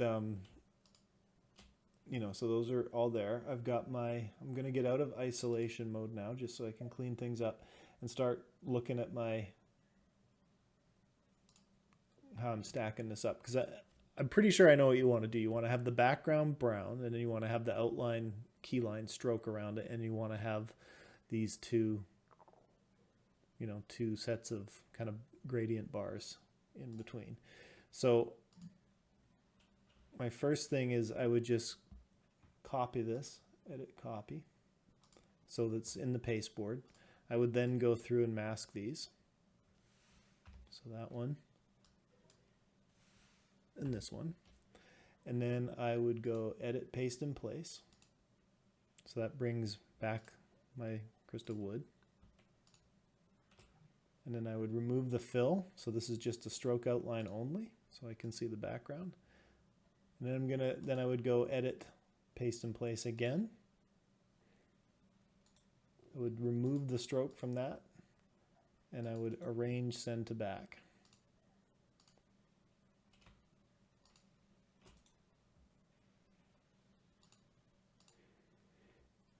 So that's kind of created that nice stack, I guess. We'll go into our layer structure here. So we can kind of see how this all works together. So Krista and wood, that's the background. So I'd probably group those together and just call that Krista wood background color. Okay, and then we've got it up here again. That's just the stroke, so I'd group those. Call that Krista wood stroke or outline, whatever makes sense to you. So now I've kind of got those things, and then I've got this clip group, which is the first set of lines. Let's turn off the selection so it's clear. So that's that set of lines, and that one is that set of lines. So I'm going to select both of those, group, and then call that the lines. I don't know what all these paths are. This is probably stuff on other artboards or whatever. Probably, yeah. So I would just delete them, turn them on. Hold down shift to select them all. Typically I'll zoom back just to make sure I'm not deleting something important, but I can see I'm not. It's just some junk over here. So delete them. I got a random line over here. Delete that. Okay. This is that rectangle fill. Don't know what that's for. So now you're working with something that's really logical. That's not confusing. You're not going to get lost in your own kind of work, right? So now you're free to go and kind of lock things and isolate things. So if you want to try different colors, for example, right? Can you change the lines once they're clip masked? Yeah, you can change everything. You know, now that it's all organized, you can now easily go in. So if you want to go, like say you want to change the lines color, right? So I just unlock the lines layer, right? So I'm selecting that. Double click to go into isolation mode. Okay, so now I'm in the lines group, right? So then I'm going to want to double click one more time, or another way is you can expand your clip groups in your layers palette, right? So if you want to go directly to that length, you can now see the paths. You can see the target path in your blend and the end path. So I could just select just that one if I wanted to. Get rid of the fill. And now let's say I wanted to, I don't know what color you'd want to, let's add a new color because your swatch palette's kind of limited here. Make just something like a teal blue or something, like a bright blue. So now I can apply that to that. And that you can see it kind of made that gradient right there, which is kind of nice. Maybe you wanted something like that. But that's how you can, once it's organized, you can really use your layer palette to go in and quickly select something. And it can be a lot easier as well to use this to select specific things, because it can get kind of hard to be direct selecting on the desktop. So that's what the layer palette really is for, is once you've kind of got your somewhat complex groups of shapes and masks or whatever, you can navigate through it to get right down to what you want. And to Can you move the lines too? Oh, that's Like, so, and you can move the lines closer, further apart and stuff like that. Yeah, as well. so you can even edit that blend still, right? So say you want to change the blend options and you want to add more lines, right? Where's my blend options? Right now it's got 9, say, so well, what would it look like if I had double the lines? So 18. Right, so that's the kind of the reason you would even keep an active blend in your graphic, is so that you can mess around with it afterwards like this. But organizing your layers becomes really key in a slightly more complex graphic like this. So that's what I would really recommend you do. It once you've kind of got your masks working, go and clean up all your junk, organize everything into a stack of layers that really make sense like this, so that you can quite effortlessly, I'm having trouble speaking today. There's a lot of no effortlessness about my speaking. You know, you can just navigate through your structure of stuff without risking accidentally moving around or unclicking. Like, while you're working up to this point in your files, your only way to really get it to work is to, you know, work right on the artboard. But once you've got everything where you want it to be, then you start using your layers palette and also your appearance palette to really start working with the colors and stuff like that. So that's what I really like to make sure everybody is aware of, the appearance palette over here. Well, on my screen it's over here, but, and layers, and really artboards too, but artboards less so. So hopefully you can get your word mark to that point where your kind of your layer structure is looking pretty clean and organized. And I would also really say, if you're not using any of these swatches, you know, delete them. Just, you want to have your color palette, you want to have your swatch palette clean, because you don't want to be scrolling up and down and looking at all kinds of junk that you don't use. You want to make sure everything is a spot color. I mean, you've really got 3 swatches that look identical in here. And that can happen too. So just delete stuff you're not using. Simplest way, select all unused.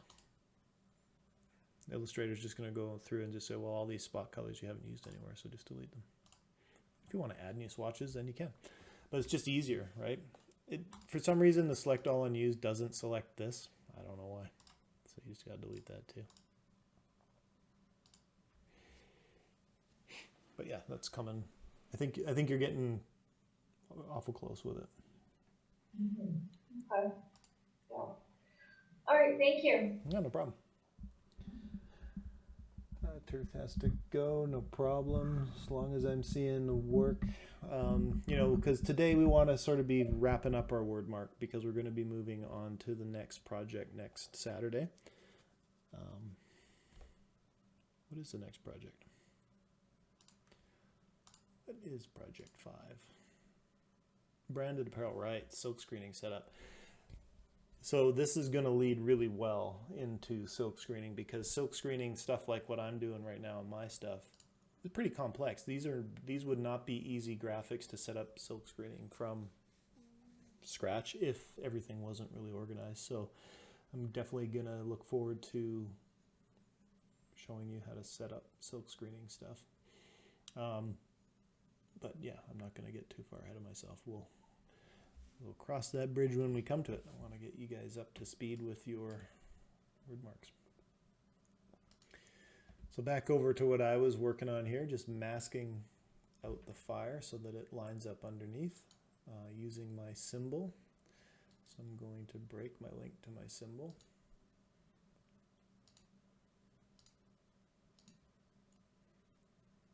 And that looks like it lined up perfectly actually when I brought it in, which is good.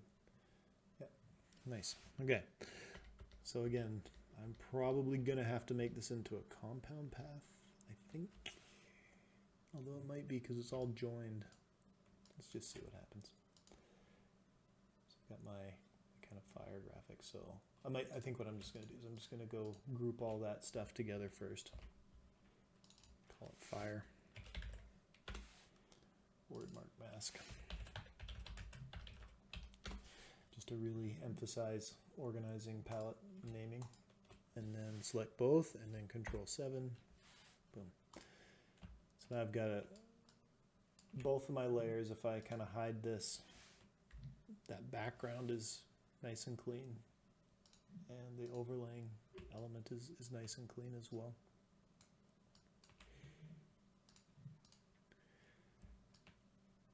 So I've got about 25 minutes. So at this point, this is where I would start to really kind of just go kind of nuts with the detailing, adding like sort of like a chrome beveled edge around the word mark.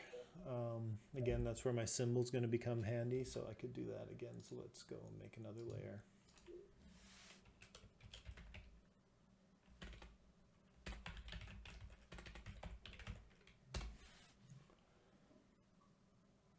So let me grab my symbol.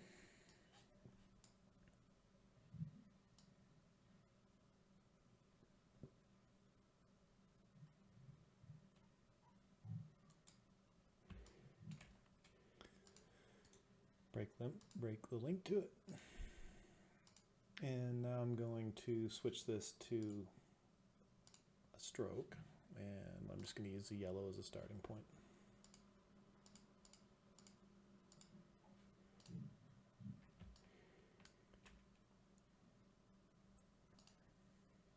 So I'm going to see what that looks like if I make it a little thicker. Where's my stroke palette? There it is.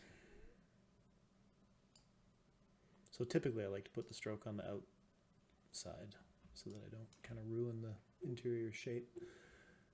Gonna add the round join just because little corners, you get those little square bevels and stuff that don't look so good. I'm gonna just bump this up to 2. Yeah. I think what I'm gonna do is I'm gonna add the same stroke effect to the whole kind of shield shape too.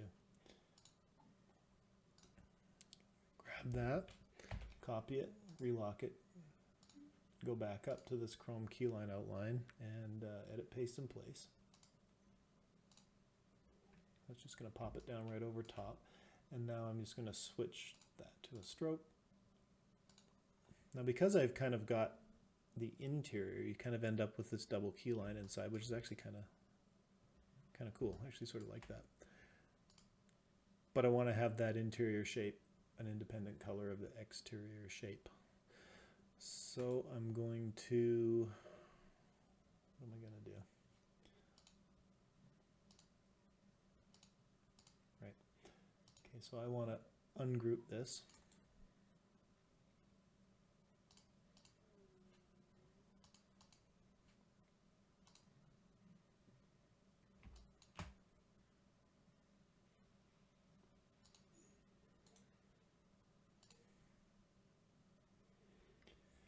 So now you can see how that's created a whole kind of complex mess of interior shapes and stuff like that. But the one that I really care about is right here. So I'm going to want to turn off everything else so I can more easily isolate this.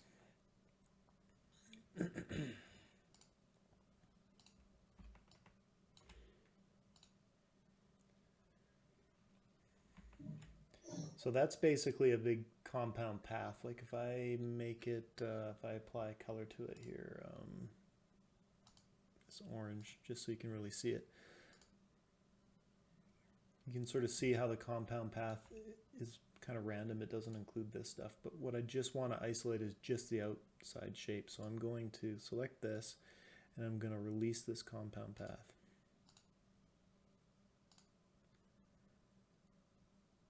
So now I should have just the outline on its own, like I like. That's what I want. So I'm going to go now back and regroup all these things because I want this stuff to all be a part of a compound path, its own independent interior compound path. I feel like I've said compound path a lot today. Okay, so yeah, go ahead. Somebody got a question? No? Okay.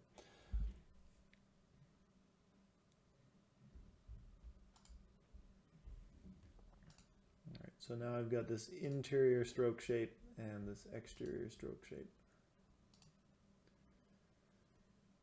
Apply the round there, and this particular one I'm going to put the stroke on the inside of the shape, and this one I'm going to put it on the outside of the shape. So when I go and turn back all my layers on now,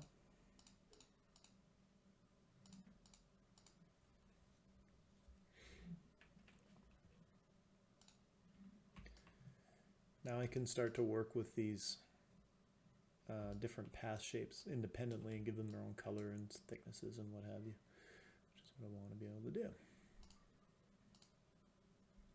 Like in this particular case, I sort of want the pointy shapes, I think.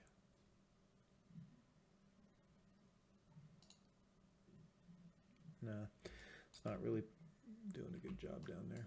Sometimes you can fix that by making the stroke thicker, but typically not.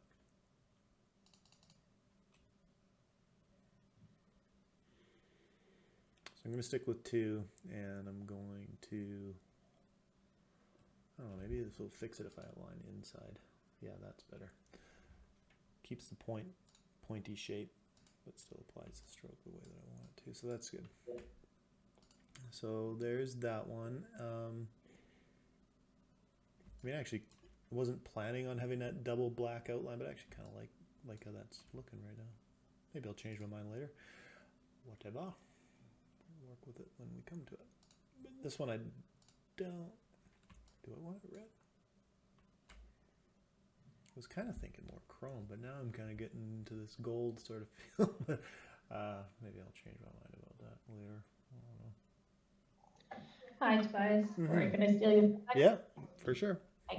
I'm just trying to get do a clipping mask on my letters, and I can't do it. All right. It like turns it all white. Right. Okay. Turning it all white. That's probably because it's not a compound path. Probably. But let's switch over to your screen share. Let's take a look. Okay. And when you're done with her, can you look at mine too, please? Yeah, you bet. Cool, thanks. I'm gonna have a quick smoke. Okay.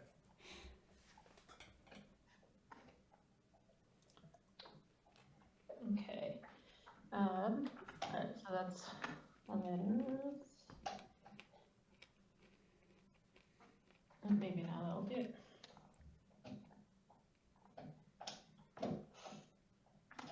I did that.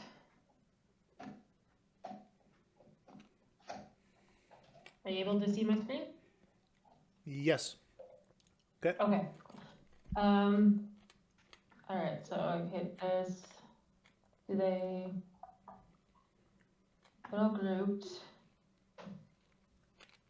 Create a compound. I clicked it, but it doesn't. I don't know if it's supposed to show anything. Are you trying to make smoke in a compound, a layer, a mask of those lines in behind? I'm trying to, I'm trying to get it to go through the font. Okay, so you gotta select both of them. So just click and drag over both of them. Right. Yeah, and then. Okay, so now Control 7 or Command 7. Okay. Yeah. So it's not a compound path. That's all. So undo. So then select the smoking, and then go Object. Or well, okay. So then go to the Object menu. I don't know where your menu is, but.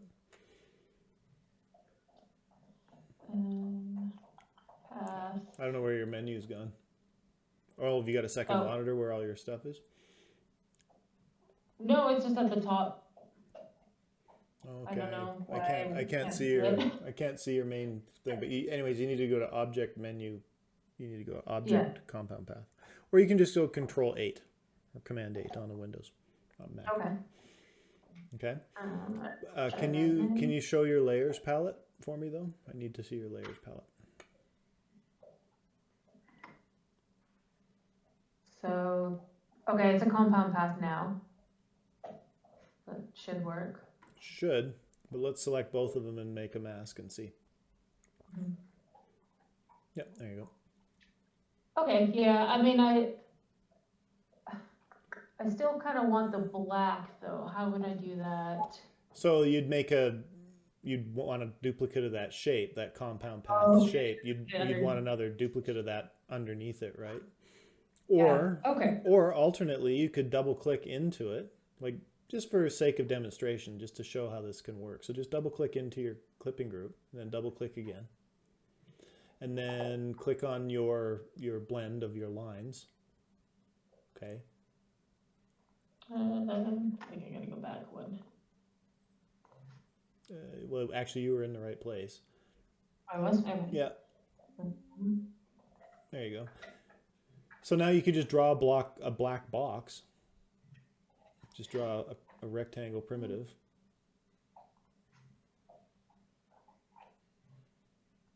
And then fill it with black. Yeah,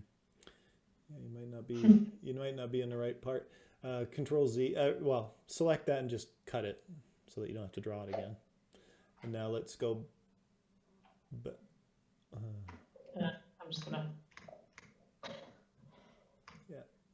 So where you want to be is you want to be on the same layer in your clipping path where your blend is, right?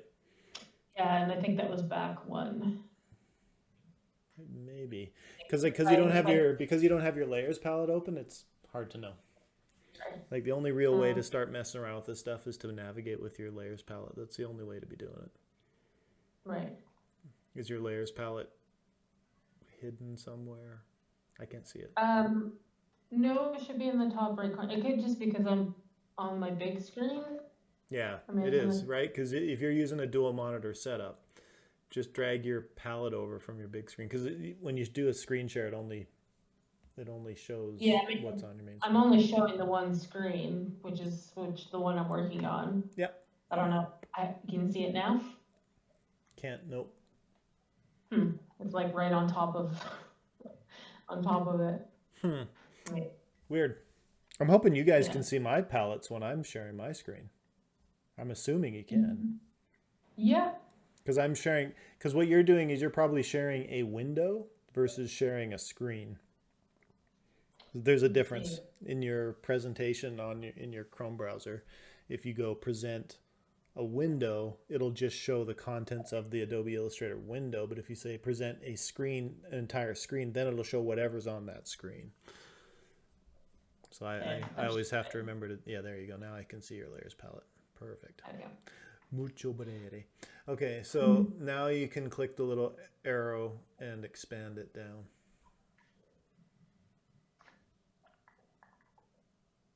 Okay, so I mean, I would make that palette a little bigger so I can see the whole name, because you can't really tell what those last two little things are. So just make the palette wider so you can see the whole name. There you go. So the first path in that blend is the start and the finish. So all you're doing is you're just going to put that black rectangle underneath that blend. That's it. That's all we care about. So you just drag a rectangle. There you go. But you want it to be under the blend because it's going to show up over top of it by default. Right. But just like you could click on the, like what I would do is I would collapse the blend layer, and then I would click, and then if you just draw a rectangle now, it's just going to put it in that clip group. But now you just want to drag that down underneath the blend. There you go. Perfect. Yeah. So you don't to get those fills and stuff within a clipping group, you can do everything inside the clipping group. I just kind of like to stack them up because I like to do more stuff than just add a fill. I typically like to mess around with the stroke and whatever. So I find organizing it into its own independent shapes is a little easier, but that would work. So there you go. You've got smoking with this. You've got the stroke and smoking with the black background, and it's all coming together. Thank you. Yeah, that's looking good. Yeah, I mean that's getting pretty complex, right? But now you're really seeing how you can build out all these details and really kind of get into it. And that's where this really kind of polished, finished looking Adobe Illustrator lettering it looks really nice because it's really pretty complex, but it would be really hard to do with any other piece of software. And I would argue it's not easy with Adobe Illustrator. No, but it's yeah, it's It's interesting. it's Like I definitely make satisfying. this Like more it's complex than I needed to, but well, I wanted to see what that's I could right. do. So. It's kind of a good exercise just to sort of push the limits of it, and it's a great way to just get comfortable with Illustrator's kind of main tools. So Awesome. Thank you. okay, no worries. Okay, Keegan, you're up. Unless you're still smoking. Probably still smoking. I'll let Keegan drop. No, I'm here. Oh, you're there? Okay. Yeah. I will stop presenting. You present unless you want me to just download your file and look at it. Let me know what you want. Oh no, I didn't upload. I only uploaded once, so this would be the second time. Window. Where's this one? Here it is. Share. Do you see that there, sir? I do. Okay, so you're still working on your icons, okay? Yeah, and my taxes are in there too, so. Oh, I see. Okay. All right. So what's your question? Just tell me if I need to do anything or add anything. How does it look? Does it go to assist to what I'm trying to do? Yeah, I mean, I can see you've got your various different lettering. So materials, stone, wood, fabric, projects. I can't really read just because it's kind of zoomed out far. I can't really read the one in the orange. Vision and inspiration. Inspiration. Okay. Let's zoom in on it just so I can kind of see what's going on there.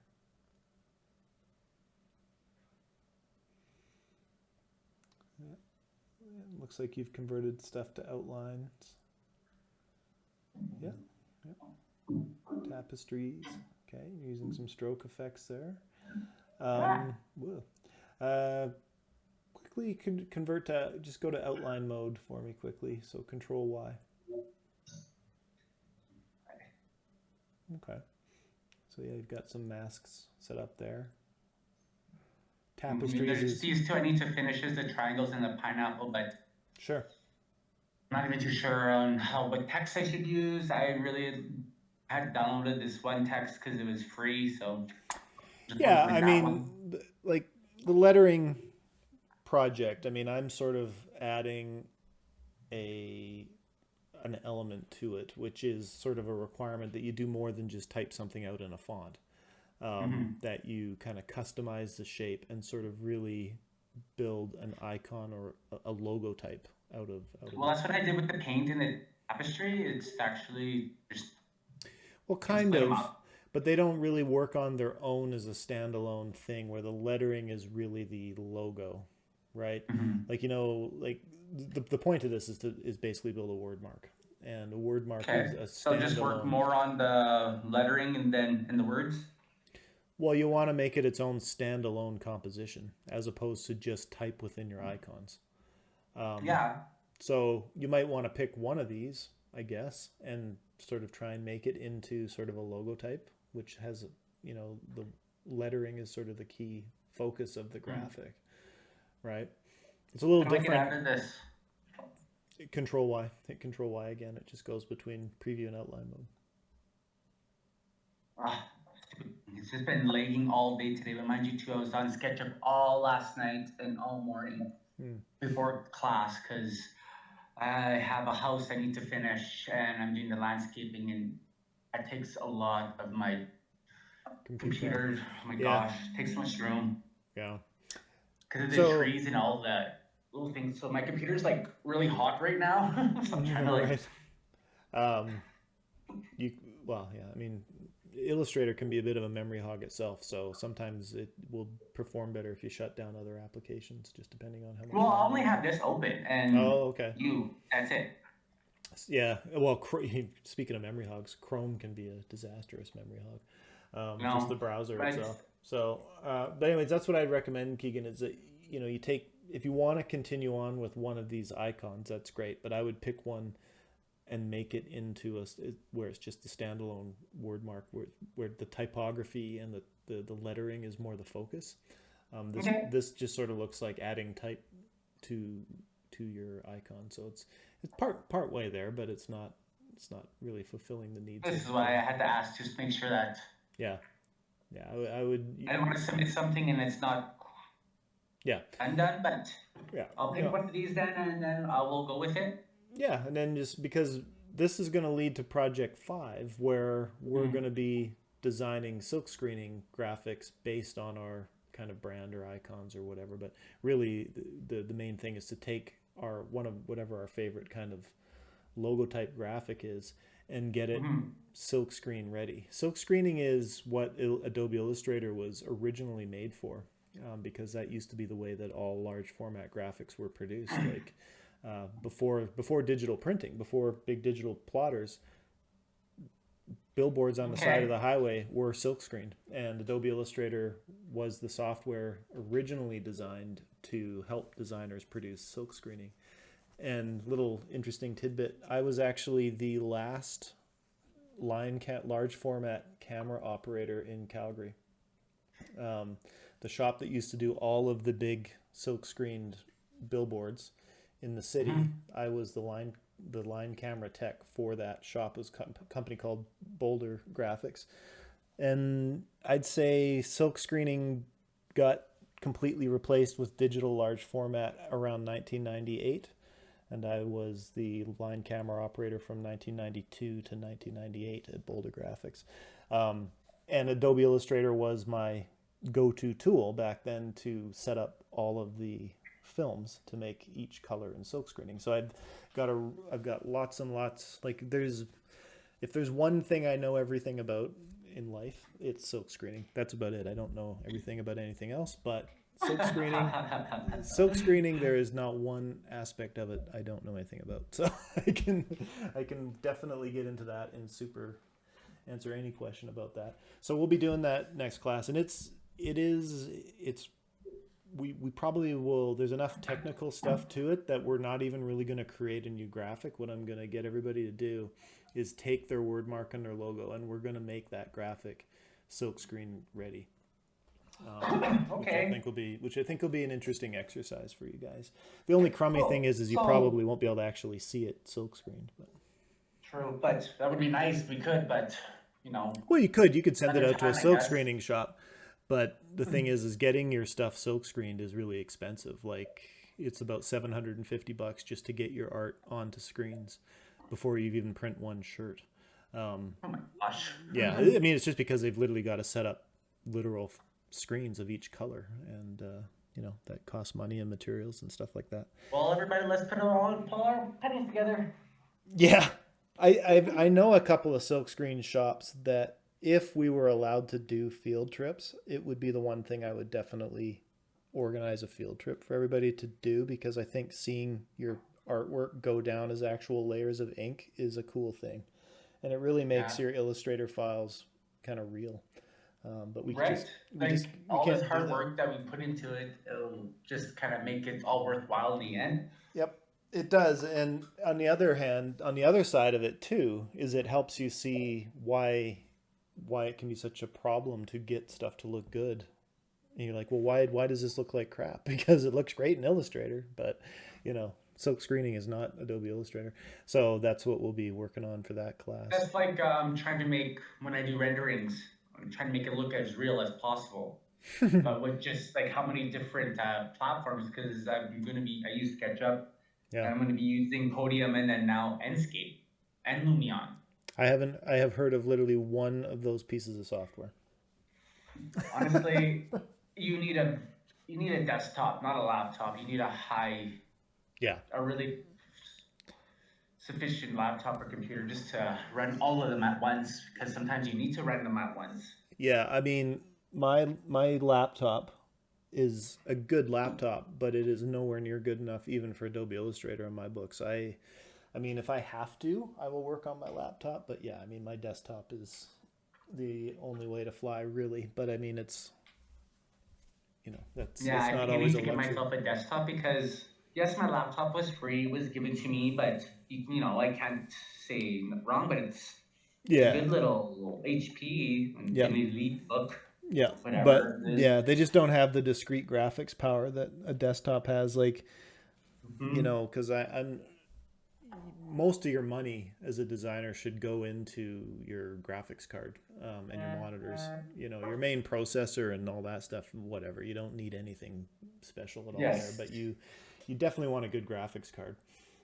Well, see, before the semester started, I had 2 laptops, and then this one was given to me by my reserve for Christmas or whatever. Okay, nice. So then I had 3. So then I'm like, well, I don't need all 3, but I should have kept one and just gave the other one away. But I ended up giving them to my nephews for Christmas. Right. So then now I wish I could kept that other one so I could, you know, split up the applications. Yeah, sometimes that's the way to go for sure. But yeah, I mean, long term, if you're really thinking of getting into doing design work, a good desktop system is night and day compared to working on a laptop. And actually, you get a lot more for your money with a Windows PC desktop. You can build a good graphics workstation for about the same as a high-end laptop. Well, you know what? My cousin Aaron, he builds computers for fun. Yep. Oh, yeah. So I might ask him to see if he could do that for me. Well, ask him if he can find at least a 2060 video card, because video cards are absolutely impossible to find right now. New video cards they just don't exist. You basically got to buy used stuff on Kijiji if you need a video card. It sucks right now because video cards are just super, super hard to come by. Well, that's kind of weird that they are, because like we're in a digital world. We're all, you know, it's all to do with the pandemic and microprocessor shortage, and a lot of the stuff that's used to make high-end graphics cards all comes from China, and the supply chains have been completely screwed for a long time. That's true, and plus with the whole issue with them, so yeah. But yeah, cool. I will do that. I will finish what I'm doing here, hand that in, and then pick the one I want, and then hand it in before class next week.